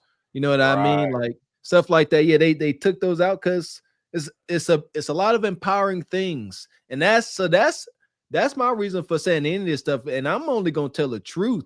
Yeah, our sisters fed this country. A lot of these Rockefellers and all these rich white folks running the world, a melanated woman fed them when they was a baby, kept you healthy. Your mama couldn't do it. She was malnourished. You was gonna die without that black woman's tit. You was gonna die. So can we say? So can we say whenever we have the argument, your mama was black? There you go. At least your mammy was. That's funny. That's a good one. So here we go. I'm gonna let this keep going for another second. We're gonna move off Lily. Here we go. Voter elects them into those positions. I want that to change. I want our sovereignty back. I want our racial identity back. And I want my homogenous society back. I want a country to live in that's going to be a good, thriving place for my children to grow up in. I want a place where families can feel safe to raise children. I want a place where everyone, despite how poor you are, despite how rich you are, can live in peace and can live in nice, prosperous communities. I want to live in a country that's respected again, and I want to live in a country that is ours again. And that's what I mean when I say I want America to be great again. And the way we achieve that is that we start actually putting America and Americans first. First of all, we have to start by identifying who the American people are. This country was founded on white Christian people and on white Christian values. And that is who I care about. And that is what our politicians should care about. They should care about those people. They should pander to those people. And they should serve those people. They should not be serving the interest of... Oh, here we go. We got to slow her down. I guess we're here now. So that's y'all history, like we keep saying. The country was founded before you got here. So she keeps saying it was founded on this and that. That's what y'all indoctrinated. Granted, that's why I say the whole reparation things is going to be more force than talk. Because the same way they got it is the same way any results is going to be gotten. Mr. Walker, my bad. I was gonna say she false claiming. She don't even know her own history. She talking about some America was built up of white Christian values. No, it wasn't. Y'all revolted from the Englishman against the crown, the Church of England. You lying. Y'all came over here to worship without what y'all wanted to worship. She don't know her own shit. She don't know her own history. She false claiming. Get up out of here. That's our whole point. They got it in blood. There was no negotiating. They rebelled. They held coups. They assassinated one another. They met at Gettysburg. All this goofy stuff. They got it in plasma. And there you go. And that's their rules. That's the Viking man's rule. You say you want it, you got to get it how we got it. And that's a rabbit hole. You know, we've been lulled to sleep. A lot of stuff. It's a lot of factors there. Like Mr. X said last show, I got kids to raise up. I'm not willing to go out there and it's too late now. It's too late. They got drones and stuff. They got drones that will take it ain't worth it. It ain't worth it. That's the bull jab. See, whenever I was unhinged, I'm telling Mr. X, I got this, I got that. And Gav said, they go drone strike your goofy self. I was the same way. So, hey, it's a lot. Yeah, go ahead. X ain't lying, man. They like how we sitting right here on our computers, bro. They could take us out right now if they fucking wanted to, from the comfort of their own home. So I wouldn't need it. It ain't even no reason to play around with them folks. If you ain't going full force, you might as well just chill. Yeah, and she was bringing up this country was formed off of white Christian values. So if she's talking about how much of a Christian they were and how they went off of the Bible and all that, where was R-wording people and beating people and doing the most atrocious things to people? That wasn't in the Bible. This country was built off of white supremacist values that was hidden, you know, where they were hiding behind that with the Bible. They used the Bible for all of their white supremacist tactics. That's what this country was built off of. So they can stop with the BS, we're Christians and white Christian values. Nothing about what you did was Christian. The real religion of this country of Christianity is from Black people, because we were the only ones who practice it in its purest form. Not that we don't mess up, but we held, like when we were taught the Bible, we held on to that. We taught it to our families. We worshiped and did all that. So we were the ones who celebrated in its purest forms, not y'all. And, you know, we have our African spirituality and some of our, foundational Black American spirituality. We're connected to this land because it was ours first. Our ancestors communicate with us through this land. We have a deep spiritual connection with this country, and Christianity, if we're talking about the purity of it, it is how we practice it and not them, you guys. Amen. Shout to Ebony. Can I pick I want to get go ahead. No, you go ahead, bro. No, go ahead. I'm gonna get you in. Then I want to get Baba T in. Go ahead. What you got? What I was gonna piggyback off Miss Ebony was that's also the reason why they had our separate Bible, which they gave, to the enslaved, the slave Bible, and a lot of people don't even know about that. That's why I'd be trying to bring up Reverend Cole Conk, Baba T. I keep asking if you know who Reverend Cole Conk was, and you will never answer me. You know all this history. Tell us about Reverend Cole Conk. It's a real question, OG, because my mama used to say, they saw I'm a Cole Conk you upside your head. And I looked, that was a preacher, and he was kind of like Willie Lynch. Are you familiar? And shout out to Baba T. He come through in the cash app. I'll unmute you here. He says that's what happened when Roots came out. What you mean? What happened? Oh, when the young brother was saying, hey man, they wouldn't want us to really know our history. You know what I'm saying? Because they probably wouldn't like what might happen. So when Roots came out, you know, Roots was like a 7-part series or something.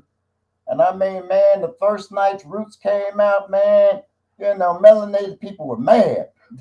They were mad the next day. Every time they seen some cracker, they was mad at them. I said that was probably happening now. You know? So yeah, I just responded with what he was saying about that. But you know, when you talk about your history and everything, you have to understand. You know, remember the Romans and the Greeks, they went over to Africa and destroyed all the libraries and burned all the books for themselves. So those gods, Zeus and all of them are manufactured from us. You know, just like the mathematics and everything like that. You know, you had Imhotep that was so many others were like Imhotep. Okay? You know, remember, you're talking about the land of Kemet. Kemet is the land of black people, which was Egypt. Okay, and that's where all our history. So I get really upset when I see how people join Greek fraternities. You understand me? You joining a fraternity that actually killed people that look like you and stole all the literature. So, you know, you have to really go deep into that, you know, and Miss Ebony, how are you? It's good to see you here, sister. Like what Sister Ebony was talking about, Christianity. Well, you have to understand, we practiced Christianity before it was called Christianity. Okay? It's a book called Christianity in Ancient Africa. You know, so that was our program. You know, when they brought that book over, it was nothing but mayhem and disaster and kill, steal, and destroy on the purpose of that book. And they brought us here on the purpose of that book, where they looked at us. Remember, the Mormons said that Ham and what's his name, his brother, were black slaves. That's what in the Mormons' old book they had. So it was really much an indoctrination into us with this new book. Like I told you, over 600 slave revolts happened as a result of us reading that book. Okay, about how we should fight back, we should defend ourselves, and let's not forget, we still had to defend ourselves in the North.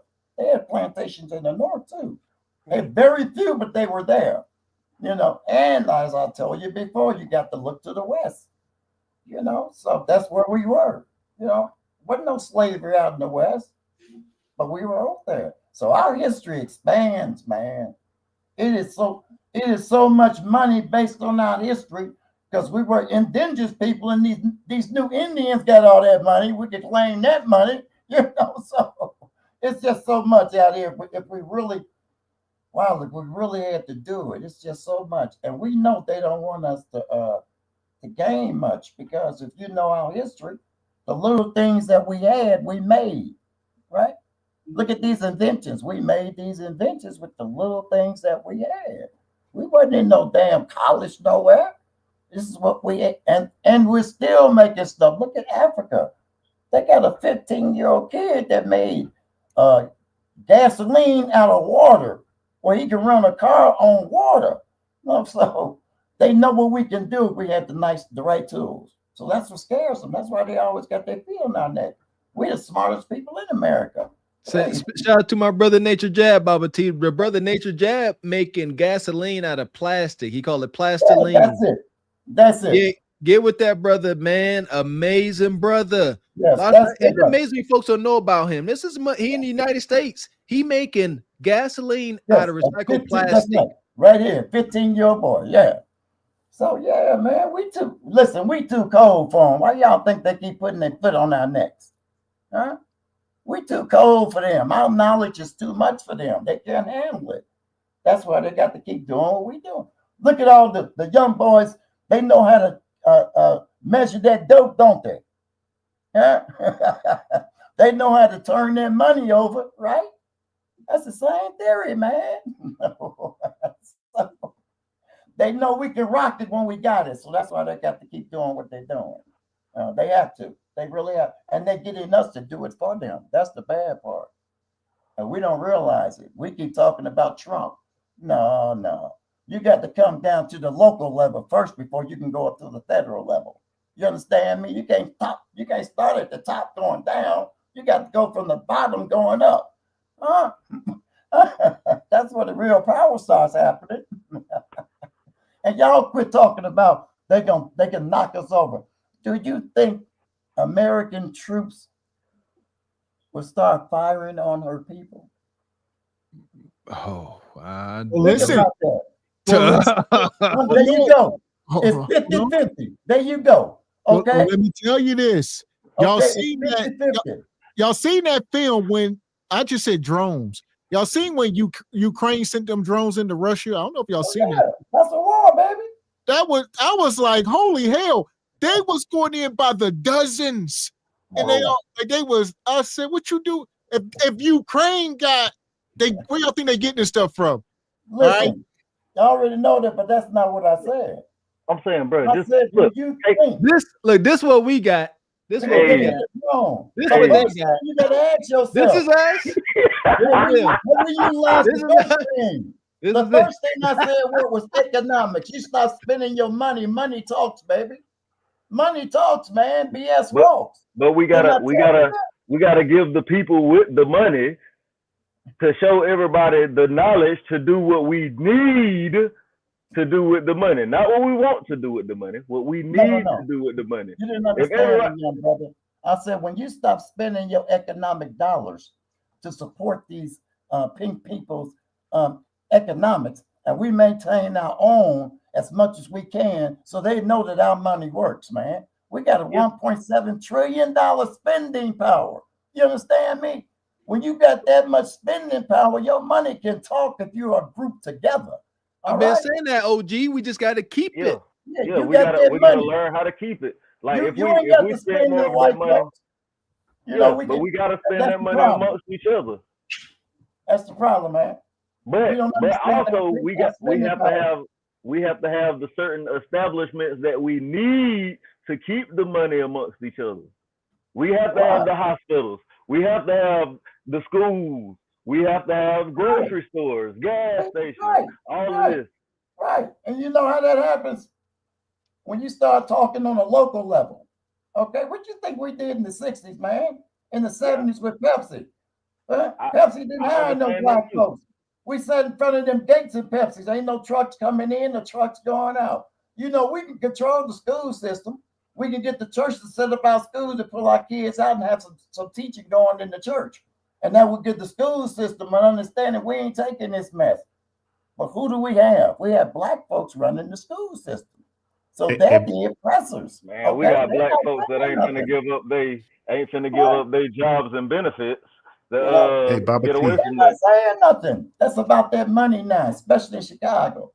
All right. Baba T, can I ask you from what you've seen since the 60s, where did the ball drop? Like how was that movement? Like you said, it was grassroots from them. It started in the community. How was that movement dismantled then, so that we know, now in the present what to look for, so that we don't fall for the same tricks? Because I mean, I hear you saying that, but you're saying this is. I hear you say it a lot. This is what we did then. This is what we did then. Yeah, but we're still here now. So what happened to get us to this position now that we're not better?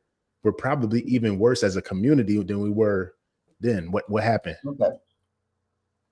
When you look at our history, even in modern times, right? It's a little movie clip called "How to Sell to the Negro" in 1947. All right. They had to compile that all the way, in the 41 or somewhere. So they had to put these records together. And even though we were buying stuff, our spending power made sure that we was okay, man. Because they wanted our dollars, man. And then you keep moving on. Now, more and more as we get involved in Christianity, the more and more that we took in our eye off the ball, because we're such a loving people that we'll accept anybody into our ranks without understanding how detrimental they can be to our ranks. All right. So when we move out that 60s, where are we at? We peace, love, and hair grease. All right. You know, during the 60s, man, you know, I mean, the peace movement and all of that, you know, the hippie movement and everything, you know, that's where we at. Vietnam going on, blah, blah, blah. And we took our mind off the ball that helped us get here this long, right there in that 70s, man. Toward the end of maybe the 80s, that's when the transition started from the sisters getting the jobs and they was pushing the brothers out of these executive positions. So during those critical times, right there, when they started with affirmative action and up to now, that's where that ball was dropped in 83. When they started EEOC, affirmative action, the Equal Rights Amendment, and when they started that, that's when that ball dropped. And we was already selling our people out anyway. Because those I believe it happened. That money, they would pay us off like it's nothing, you know, in these years, man. So, I mean, hey, the bad part is, are you really gonna find some real good, honest politicians in your local level? That's the bad part. Oh, that's really the bad part. It's no honesty. Like I said, we done lost all our honesty, integrity, and everything. And Mr. Walker, I wanted to get back at you and let you know, I don't remember, but I know what we said that a lot. Cold conk, yeah. Cold See, conk, right. Hey, please, OG, I urge you look into it. Look into it. It's fascinating. It was another Willie Lynch type deal. He was teaching. It's called cold conk you upside your head. They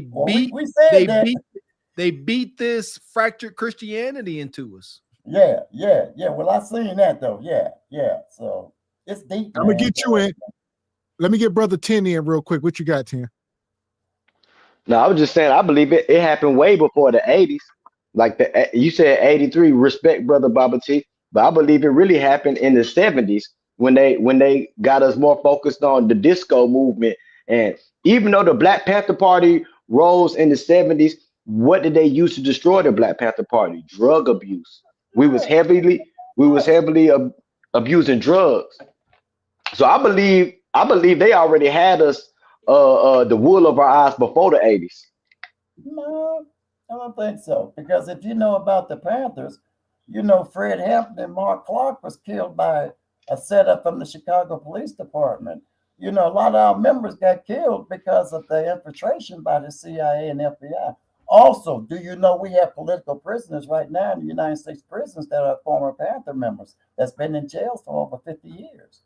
People don't know that. Politicians do. One of them was just released 2 years ago after doing 50 years.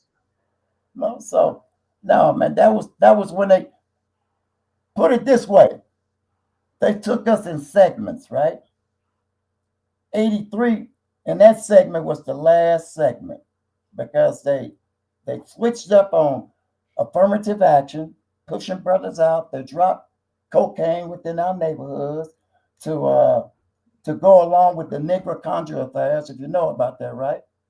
You know, they sold the cocaine to get the arms from Nicaragua. That's how all this stuff got started within our communities.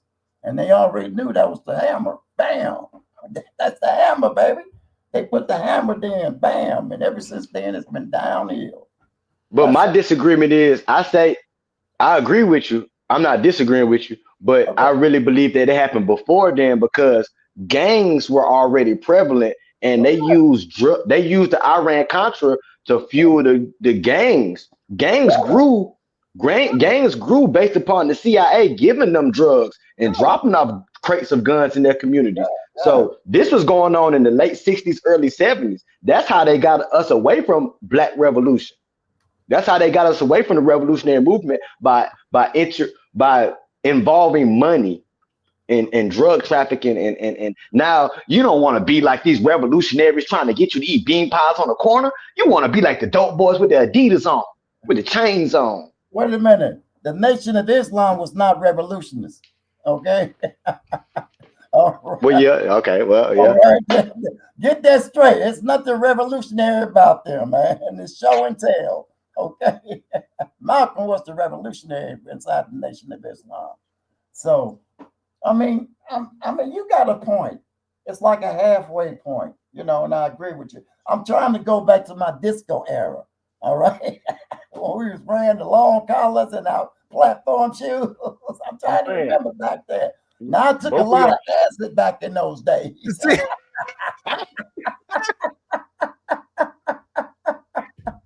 See, make it to his point. And we get it. We get it. Like, you know I might what? be missing some segments of history back in that point. You know, I used to be mad about that. I'm like, why was all of our folks, you know, doing the crack and stuff? But you guys were tricked. Part of my healing came from you guys were tricked. You didn't know what it was, man. And then you liked it. You were strict and you liked it. And look, me being, I ain't but 35, but like I grew up seeing that, and I was just like, oh hell no. I knew some productive ass crackheads though. In the beginning, then they all went away. We talked about that. Yeah. I think the crack changed. But I'll say this. I hear what y'all saying about one thing I think we're going to need land. All right, we got to come together. There's no way we can feed and educate ourselves and get these hospitals and all this stuff. We got to consolidate. We're going to take over a couple states, take the Carolinas over or something. We need a lot of space. If we just start moving to an area, white folks will start moving out. But everybody got to get the memos. Like, look, we're going here. We building hospitals. We got grocery stores, all that. But we can't do it across the whole U.S. and just little it's too much of a task. Carolinas, come on, folks. I think that's the move. The Carolinas, I think that's where the Walker compound gonna wind up. But compound there shall be. Y'all, I told shout out to the Patreon. We had this conversation in the Patreon. That's the move. Get the land, raise our kids up. Shout out to the brother Killer Mike. Yeah. He said, we're not ready. We are not prepared to revolt. We don't grow enough of our own food. We don't have enough infrastructure. We can't until we got to start there. So once we get the land, reparations or not, we got to keep fighting, get the land. You know, shout out to my wife. We're big into growing. My wife grow fruits and vegetables from seed. That's our dream, is to have acres, a nice fruit forest, something that we can leave. This is not a selfish want, something that we can leave for our kids and grandkids and their loved ones and build this community. It's the move. That's why family will be so important. So we can't build this community with a bunch of single people. It'd be too much hunching. But when you got family and communities, there'll be a little bit of adultery, but men gonna keep other men in line. Then you ain't gonna be sleeping with some man's wife and the community find out of good men. We gonna take care of it in-house. So that's why that's more important than a bunch of single folks running around all horned up. So it got to be family first, and everybody got to come, even the most wealthy of us, all the the Snoop Dogs and the Tyler Perrys and the Oprahs, all the rich folks got to come too. So regular folks like us, you might live next door to whoever, a rich 2 Chainz or something. You like, it's whatever, that's your neighbor. We all together, you know what I mean? And that's what it is. It's a mindset. You see, that's what brings us together. 2 Chainz next to a poor old Mr. Walker. It don't matter. I ain't worried about what he got. We have relinquished that poverty mindset. What I got something he don't. He got something I don't. The barter system, man. Like, I'm into all this stuff. Shout out to my neighbor. You know what I'm saying? I go help him with something. Oh, how much? Oh, you owe me nothing. I may need you someday down the line to come hold the ladder for me. You know, that type of stuff. We got to get back into that. Easier said than done. I know some folks having the most difficult time, but those of us that can start to practice and show this kind of discipline and structure, I believe we are charged to do so, and we should. That's real, because Mr. Walker, you can attest to this. Any physical activity you do, whether it's sports or working out, pushing weight in the gym, it's more mental than it is physical. If you running cross country. It's more mental than it is physical. So, like Brother Baba T was saying on the last Truth or Lies episode, we have to do our best to reverse the psyops that were placed against us mentally. So, like conversations like this add to the solution of getting thoughts, engaging thoughts and engaging minds. Like somebody said, they started researching their family ancestry, and y'all are responsible for that. Y'all are responsible for somebody else tapping into their own lineage and their own history. And just a simple YouTube show is powerful. So as long as we keep on congregating with our minds and having think tanks, there's no telling how powerful something like this can really become. Amen. I agree. And I want to get real quick, I want to get Ebony Dean in, and I want to grab these super chats. What you got, sister? Well, back to what Baba T was saying is will a politician ever do what's right for the people or whatever? And I want to offer up a proposal, or maybe put this out there, that's something that maybe we can look into doing. But I think that what other people do when they want something done for their people or their background, or other races or whatever, they put up their money to these politicians in order for the politicians to do what they want for their race or their nationality or whatever. Is that called lobbying or no? Something like that. Okay, I'm sorry, I didn't mean to cut you off, but No, something like that. But I'm saying the biggest way, because everybody wants us, we all want to be on code or whatever. But what if, I don't know how much it costs, to back up our money with a particular politician. I don't know which one it could be. But what I'm saying, if we all put up, because we're all trying to get something done for our people, and I'm saying there's 44 million of foundational Black Americans or other people, if they want to help out, their money can be included. What if we all put up something in order to back a politician, in order to have our interests at heart? Because that's going to show them that we are on code. That's going to show that we are about family. That's going to show that we are about our business, and we're going to put our money behind it. Now, I'm just starting off. I don't know how much it takes, but if we all put up $1, okay, that's 44 million to a politician that can look out for our interests. And I'm just talking about $1, because there's 44 million of us. That's a start. And I think that's going to show the world that we're serious and that we're on code. And we don't need to have the Michael Jordans and the Oprahs and the Jay-Z's and Beyonce put up the money. This could be a grassroots thing. All of us doing it, because collectively, if we do a little, we can make a big impact, and it all starts with us. We don't need to have the celebrities do it. We got this. So I'm just putting that out there. It's something that we can look into, because money talks. And if we talk to a politician about our wants and our needs, because we need them to cut that check. So we might have to put up a little bit in order for them to listen to our grievances and have it happen. So we got to put our money where we want it. We also got to take it away from the other places too. Right. Yeah. I think that's a great start for us. I agree. I like that, Sister MD Dean. And shout out to Rose. She said that is called lobbying. There we go. And you know what? We asked this question, I think, last Truth Over Last. Mr. X asked the question, why aren't the Tyler Perrys and Oprahs and LeBron James doing it? And a shout out to Dick Gregory.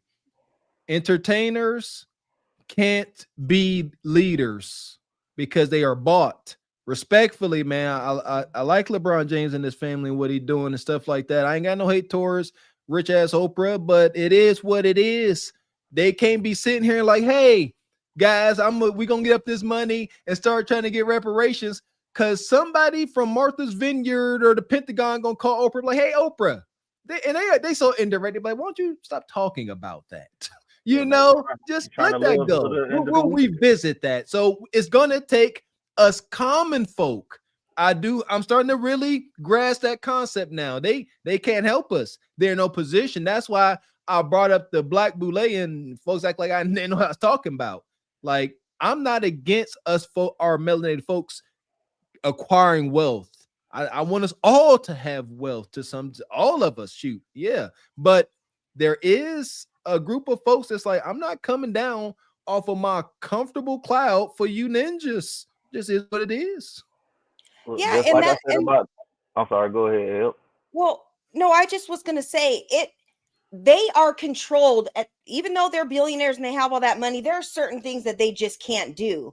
They can control the 100 of them, you know, billionaires and whatever money that they have, those celebrities who are in the top position. They're not going to control 44 million of us. So that's why we can't rely on just because they have a lot of money. Okay, well, if we all put our stuff together, we kind of got a lot of money too that we can put up if we collectively all come together.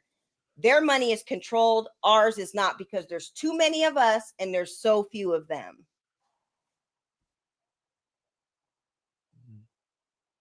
Agree. So let me get these super chats real quick. Shout out to the sister Rachel. Rachel says, FYI, the Bronx Zoo in 1906 had a black man in a money house on display for public. Look it up. I seen it. I don't know if you mean money house or monkey house, but I seen that. Yeah. Oh. Appreciate your Uncle Tall. Says they 35 and y'all done kicked out bees. This shows a banger. Bees, where you at? Yeah! Boom, shakalaka! Appreciate your divine photos. How you doing, brother?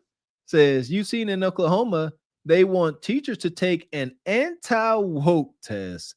Let me say this. You can't erase history. Blacks invented things and it was stolen from us. Yeah, they have bastardized woke. I hate that, man. I hate that so much. Appreciate you, Indigenous Stallion. Says black and white are a social construct and have absolutely nothing to do with skin color, nationality, or ethnicity. Yeah, we acknowledge that, brother. They just came up with these things for division. Crazy. Appreciate you, Uncle Tall. Says I want to give her furniture. I want to give her furniture blackface with my muddy boots, Rick James style. F your couch, ninja. Money, money, money, money, money, money. Appreciate you, Project Leroy. Says, please stop saying that lift themselves up by our bootstraps lie. Told by us. Dr. King explained that white immigrants got land and money while we got nothing. Please update your files. Okay, shout out Project Leroy. Appreciate you, Air Force Reek. Says, correct me if I'm wrong, but the insurance industry and the stock market were both born out of slavery. Yeah, correct. So yeah, black folks are owed a couple of dollars. This true. Yes, that is true. They want insurance on their property. And all the financial institution, all these banks and all, they were all funded off of the backs of slaves. Don't get it twisted. Every single one of them. It was all backed by our labor. We have always been the most valuable asset on this land. You can't debate that. You can say what you want, call us slave, whatever. We have always been the most valuable asset on this land. You cannot prove us wrong. But we That's why they've been trying to remove history and all that stuff. So so they don't have we ain't got a leg to stand on when we asking for reparations. We can't be sitting there like, oh, the stock market and all this was born on our back. They're gonna say we burned them books, And so we can empower our youth. They want us all to believe our history started in chains. Our history started before BC. Way before. Like, we talking like that's what drives me nuts. No, I corrected that stuff. My son, I said, get out of here. Talk about our history started in chains. It didn't start there. Some of us were in chains, but most of us were not. That's when it's compounding. Like, not only did our history not start in chains, most of our history didn't. Or not that most of us were never in chains. That's what I meant to say. Yeah. That part. They trying to wait till all the older folks die out, and then they can say, that didn't exist. I've been telling people this shit for years. That's what they're trying to do. Shout out to Rachel. Rachel says we must teach our own kids. In college, I learned transatlantic slave trade ships threw so many blacks overboard. The shark changed their migration and followed the ships. School never mentioned. Yeah, same thing. An Irishman taught me about Khan Mansa Musa. None of my Irishman in college, and he did this cool thing where he made all of the white students stand up and he crammed them into the corner of the classroom. Like it was to try to show them what it was like on the slave ship, and all the black kids just sat there. It was pretty cool. And that's why we sit up here and we was telling Baba T about spreading the knowledge, you know, to the younger folks, man, because we got to make sure each one teach one, and we passing this stuff down, man, before it gets lost. We must empower our children. It is them. We can only do so much, but our kids and our grandkids, they're going to be so far removed from slave mentality, they can do a lot more things that we can't do. That's why we say our kids are the most valuable, man. Yeah. It brings me great pride when my son comes home and from a history class or something, and he can stand up with confidence and not to undermine, the instructor or the teacher or whatever, but say, hey, I watched this series called Hidden Colors, and we learned something a little different. And then they call me and talk to me about it. And I'm like, look, what he's saying is right. I can bring you the DVD. And those are how those conversations go. And so I'm so glad and I'm so proud that I've instilled that in him so that he can stand up to some of the BS that they try to teach you in school, because it's all BS. And our kids have to know the truth. If we don't teach them, they're not going to teach our kids their history. We have to teach them their greatness. We have to teach them about these the grassroots, the real Black American roots that we have to this land. So Amen. Shout out, Sister Ebony Dean. Shout out to Frederick Howard. Says the tree in the garden was the way of life. The Most High didn't want man to know. We were created celestial, then changed to terrestrial. Oh, you getting deep, deep, deep. Okay. Appreciate you, Indigenous Stallion. Says Indians are entitled to this land, not Black folks. Please do your genealogy. Okay. Shout out to Indigenous. We gotta get you up here one day, brother. I think I see what he's saying. We are you see him. We are the indigenous people. Yeah, and we had this conversation. Like, Black is, I guess we are. I don't know. We're not Black. I believe that's my belief. I live by. We are indigenous. So what you got, brother DJ? I know you was trying to get something in on the video. We probably ain't gonna say no more Lily, but what you got? What you got? Fuck Lily. I was when I was listening to Lily old silly ass, I was wondering about this heterogeneous society that she was talking about. So I had to go ask AI what this was. So a homogeneous society is one where most people share similar backgrounds such as ethnicity, language, culture, or religion, leading to a strong sense of shared identity and value. But I'm thinking, like, is she against that? No, that's what she is for. Okay, gotcha. She is against I'm assuming, heterogeneous society, which is the opposite of that.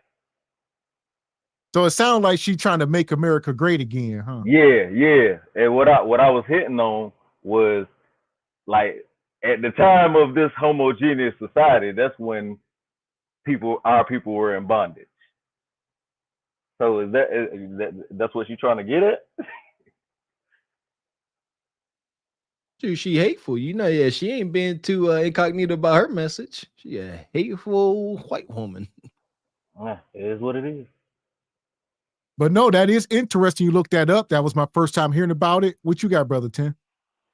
No, hey, my mind was on some other stuff. Like, people call me a visionary sometimes, but like, I was envisioning Cart Before the Horse Productions being like a network for other, like an umbrella for other creators like Miss Ebony Dean and Miss Raquel Rose and brother DJ and brother Jay Tillman and brother Baba Tita, all be able to have their own voices on their own platform, but still come share discourse on this platform. So it would be like, of course, the entities that y'all already control, but y'all will have like y'all little homies. Well, that sounds derogatory.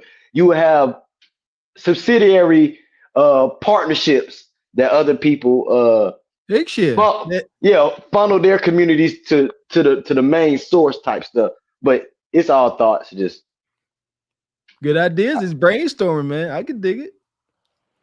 because I could see y'all having like a separate, not maybe a channel, but maybe on the Patreon where people come and brainstorm and have think tanks where we can actually start putting some of these thoughts into motion. There you go. And generating income for each other. I've been thinking, like, you know, I can't stand you. You always get my mind thinking after the show, and I'll be up there bothering my wife looking up stuff again. But yeah, the reparations led me to the NAACP page, and it was a whole lot of hoopla. But this whole thing about us having to organize, I used to always ask myself, like, what are these folks in the community doing? They just be going door to door trying to get you to sign petitions. Like, it feels as if that's the type of stuff we're gonna have to start doing, finding more like-minded people, come up with some kind of common folk organization that ain't controlled by any strings. That's a daunting task. We got to get regular folks, like I said, that aren't controlled to really start pushing these things, man. And I'm here for it. I'm here for the struggle because that's what it's gonna be. I don't think it necessarily only has to be the regular folks. It can be the folks like the Killer Mikes. Even Boosie at one time, he was trying to buy like this little abandoned city in Georgia, and they kind of redlined them a little bit. But like we have to get those people that still have the influence. Like they don't have to necessarily be our leaders, because I think the exact same way that y'all think. Why do our influencers or entertainers always have to be the ones that we look up to our leaders? And that, like, we have people in the neighborhood that we look over when they're really leaders in their ways. But we look over them because they ain't got the money, they ain't got the capital or whatever. Mm-hmm.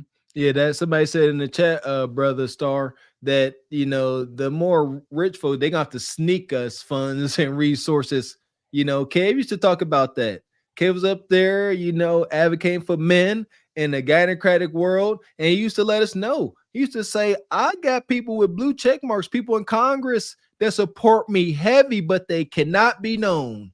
Because if they are known, they'll be canceled. Right. So it's gonna have to be that kind of time. We just gotta. I'm here for it, man. Listen here. I've been rebellious my whole life. I'm here for it. I'm not into selling people dreams. I'm not into spinning wheels, running in place. It's a lot of thought process going on.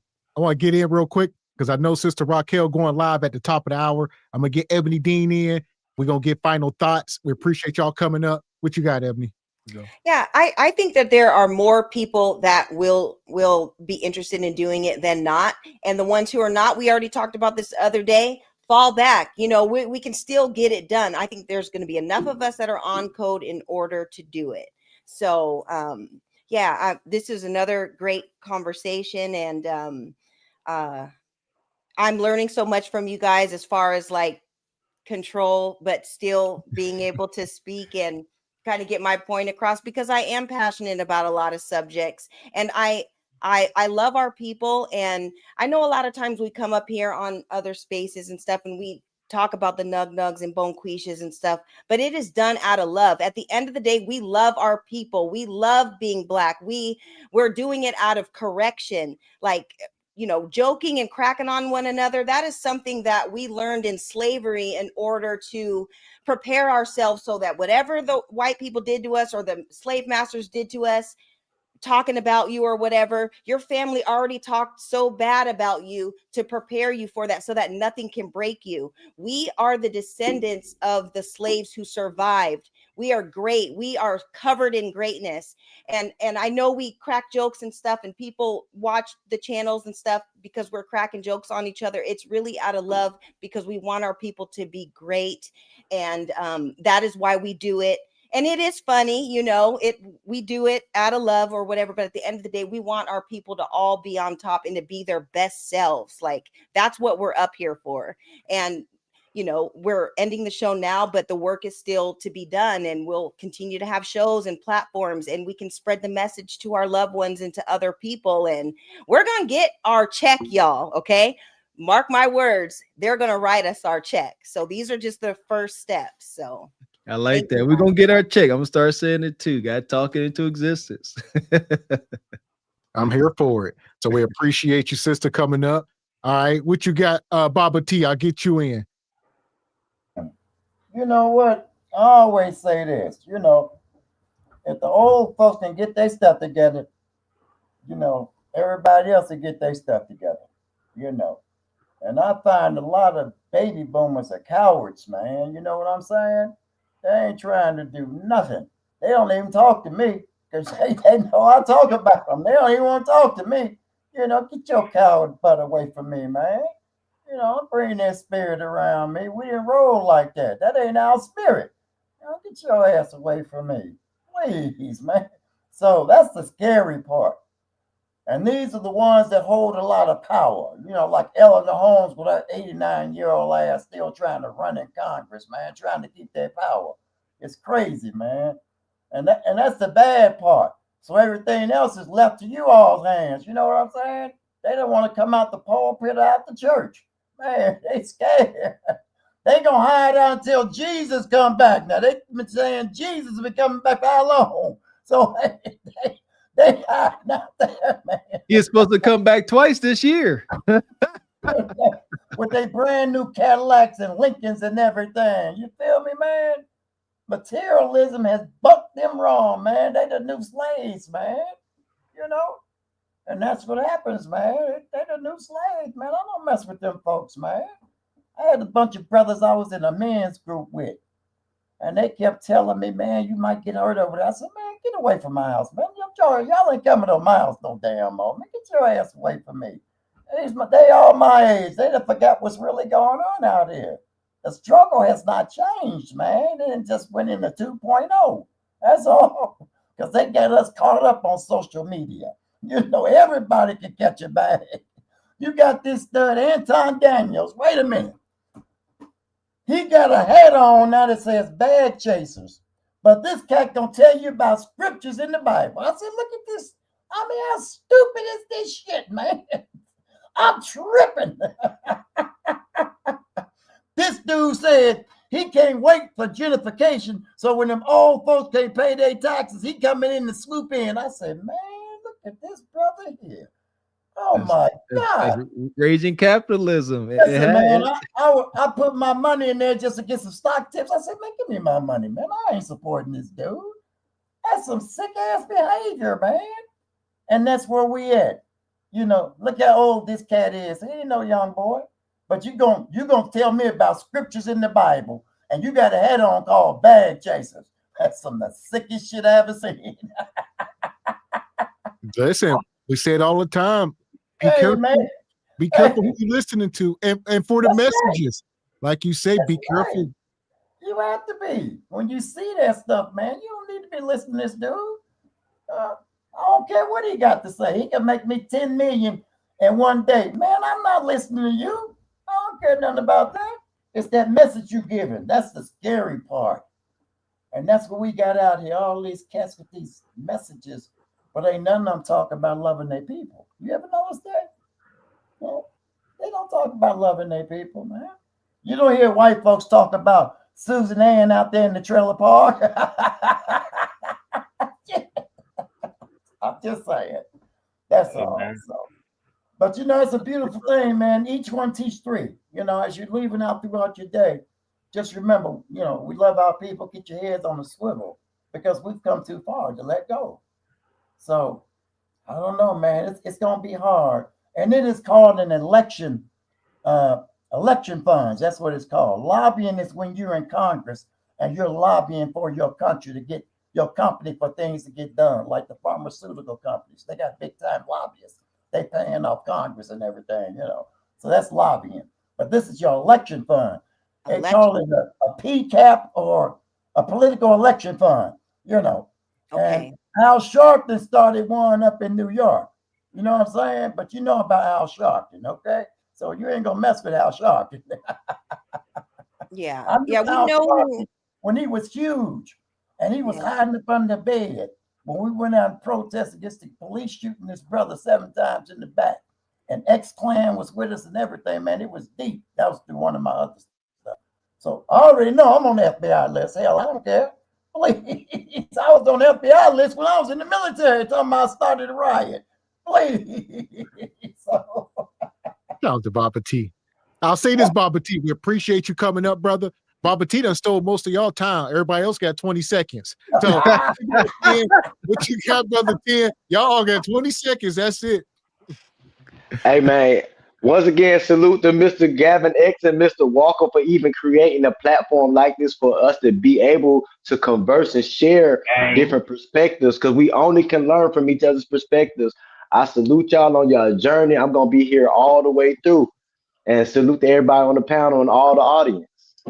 Yes, sir. Appreciate you, brother. Brother, come up here rocking out with us. What you got, Internet Passport? First time seeing you. Appreciate you, brother. Hey, thank you guys for having me on. And I was trying to figure out, oh yeah, congrats on 35 days. But Baba T, what does your shirt say? That's the one thing I was trying to figure out. What does it say on there? Ancestors. What All it say? praises to the ancestors. Oh, okay, there we go. Oh, That's I like what I'm talking that. about. There Yep. you go. I tell you, Thank you, Baba brother, T. man. Okay, that's all you had, short and sweet. Shout out to Baba T. Baba T, a real one. What you got, brother DJ? Hey man, shout out to Mr. Walker and Gavin X, man. You already know, dog. Hey man, look, like we said, we gotta get it together. I assume everybody in here is 30s and up, so it ain't really even about us no fucking more. It's about the young ones. So we gotta catch them while we can and get them to get with the fucking program. That's how we're gonna have to talk to them, bro. I don't know. They don't understand the nice. So we're gonna have to get them to get with the program so they can do what they need to do to keep their shit going. That's it, brother. I'm starting to grow fond of the saying each one teach one. I started hating it because people would say it and then it was empty. But we have to do that. Each one of us, as we learn, we got to teach one, and we will do. Don't be a stranger, brother Young Star. Oh, will not, man. I watch y'all all the time, bro. I finally got a chance to tap in with y'all though, man. Appreciate you, man. Appreciate you coming up. So what you got, Jay? Take us out, brother. All right. Again, I'll say it, and to echo what everybody else has said, I really appreciate y'all too, Gavin X, Mr. Walker, man. What y'all have done, not only in the way that you do it, but the consistency and your I don't know if you see me in the old comments, but I've gone back to watch again just to learn, to see where you came from just in this the content creator side, and y'all message has not changed, man. It's consistent all the way through, and I appreciate that, man. And why don't y'all go ahead, let a brother make y'all intro for Truth Over Lies, outro or something, man. Come on, I ain't gonna charge. I already made Ty Pro one. I just sent brother Postman his. Hopefully he puts that up on there. It's a banger. And you know, I'm trying to get into this content creator thing. I'm working on my craft, my music. The Back to the Flicks is coming back soon. So everybody go ahead, support me in that endeavor so I can stay consistent. But yeah, man, I appreciate y'all, man. Y'all motivate me to actually take this, you know, a little bit more seriously than what I actually would have if I hadn't encountered y'all. So I appreciate y'all. For sure, brother Jay. Yeah, listen here. I second that vote. Yeah, I listen to you the most. I like that chill lo-fi music. And shout out to your last playlist, the what was it? Cruising and chill. I like that car on there. But yeah, man, like, hey, I'm down for that for sure. I've been thinking that. Yeah, music is definitely something that's emotional for me, man. Like when like my D'Angelo playlist when he passed, that kind of affected me, man, because I listened to him a lot, you know, in my adolescence or whatever. So, you know, and stuff like that. So I music drives me. I think music is just a part of us. So I want people to have that feeling that I have when I listen to certain music. I want everybody to be able to enjoy the same type of things I love listening to, smooth jazz, whatever. I like cinematic music. I'm weird like that. I like, you know, all types of stuff. I wanted to give you an emotion so you can just put it on and kind of whatever, you know. Some gym music is coming out soon. I'm working on that. A Christmas playlist is coming out soon. I'm working on that. So, there we go. Need some gym music. All of that, man. I'll be in the gym lifting, listening to you and Anita Baker. That don't really get me going. But yeah, I was gonna say, yeah, hit the email, brother. We can definitely use it intro for the, like I said, for the Truth Over Lies channel. Got a silent intro right now. So yeah, definitely, man. There we go. There we go, brother. Get it, send it to us. There we go. We done and done for sure. Hey, Mr. Walker, I got some music for you to work out to. If you type in my name, Tribe Life 10 on YouTube, you'll find some music for you to work out to. I think I'm subscribed to your page. I'm sure I am. I'm gonna check it out. Hey, you go, yeah. I need that. I'm tomorrow. I'm gonna use it tomorrow. Matter of fact, yeah, you in the Patreon. I'm gonna hit you up. So there we go. Look, make sure y'all go check out Brother T. I didn't know you had a page. If you want to drop it in the back chat, I'll definitely put it in the comment section. I don't know if you got any I subscribe to anybody coming through. I'm gonna go subscribe. So yeah, so that I can get to their page easily at the top of my phone. Okay. But listen, we appreciate y'all coming up. Appreciate you, DD. Says we made it to the Big 35. Salute Gavin X, Mr. Walker, Truth Over Lies, SBC, and Carper for the Horse Nation. Appreciate y'all. So we're gonna drop y'all down for a second as we do the outro here. Where we at? So today, day 35, we getting up out of here. We just want to let y'all know we appreciate y'all coming through. Shout out to all the show sponsors tonight, especially in the Cash App. Baba T came through and he showed up on the panel. Shout out to Brother Akil. Shout out to Brother Tall and everybody in the super chats. The Indigenous Stallion, Brother Project Leroy. He got beans up out of here. Him and Rachel.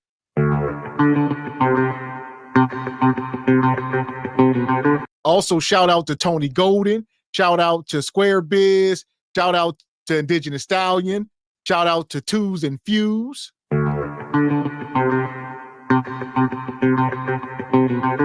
Shout out to Q, the old one. Brother Mr. Incredible came through. Yeah! Boom, shakalaka! Shout out to Brother Kareem. Yeah! Boom, shakalaka! We appreciate all the support, man. Y'all showed up on this day 35. We appreciate y'all. It was a hell of a journey.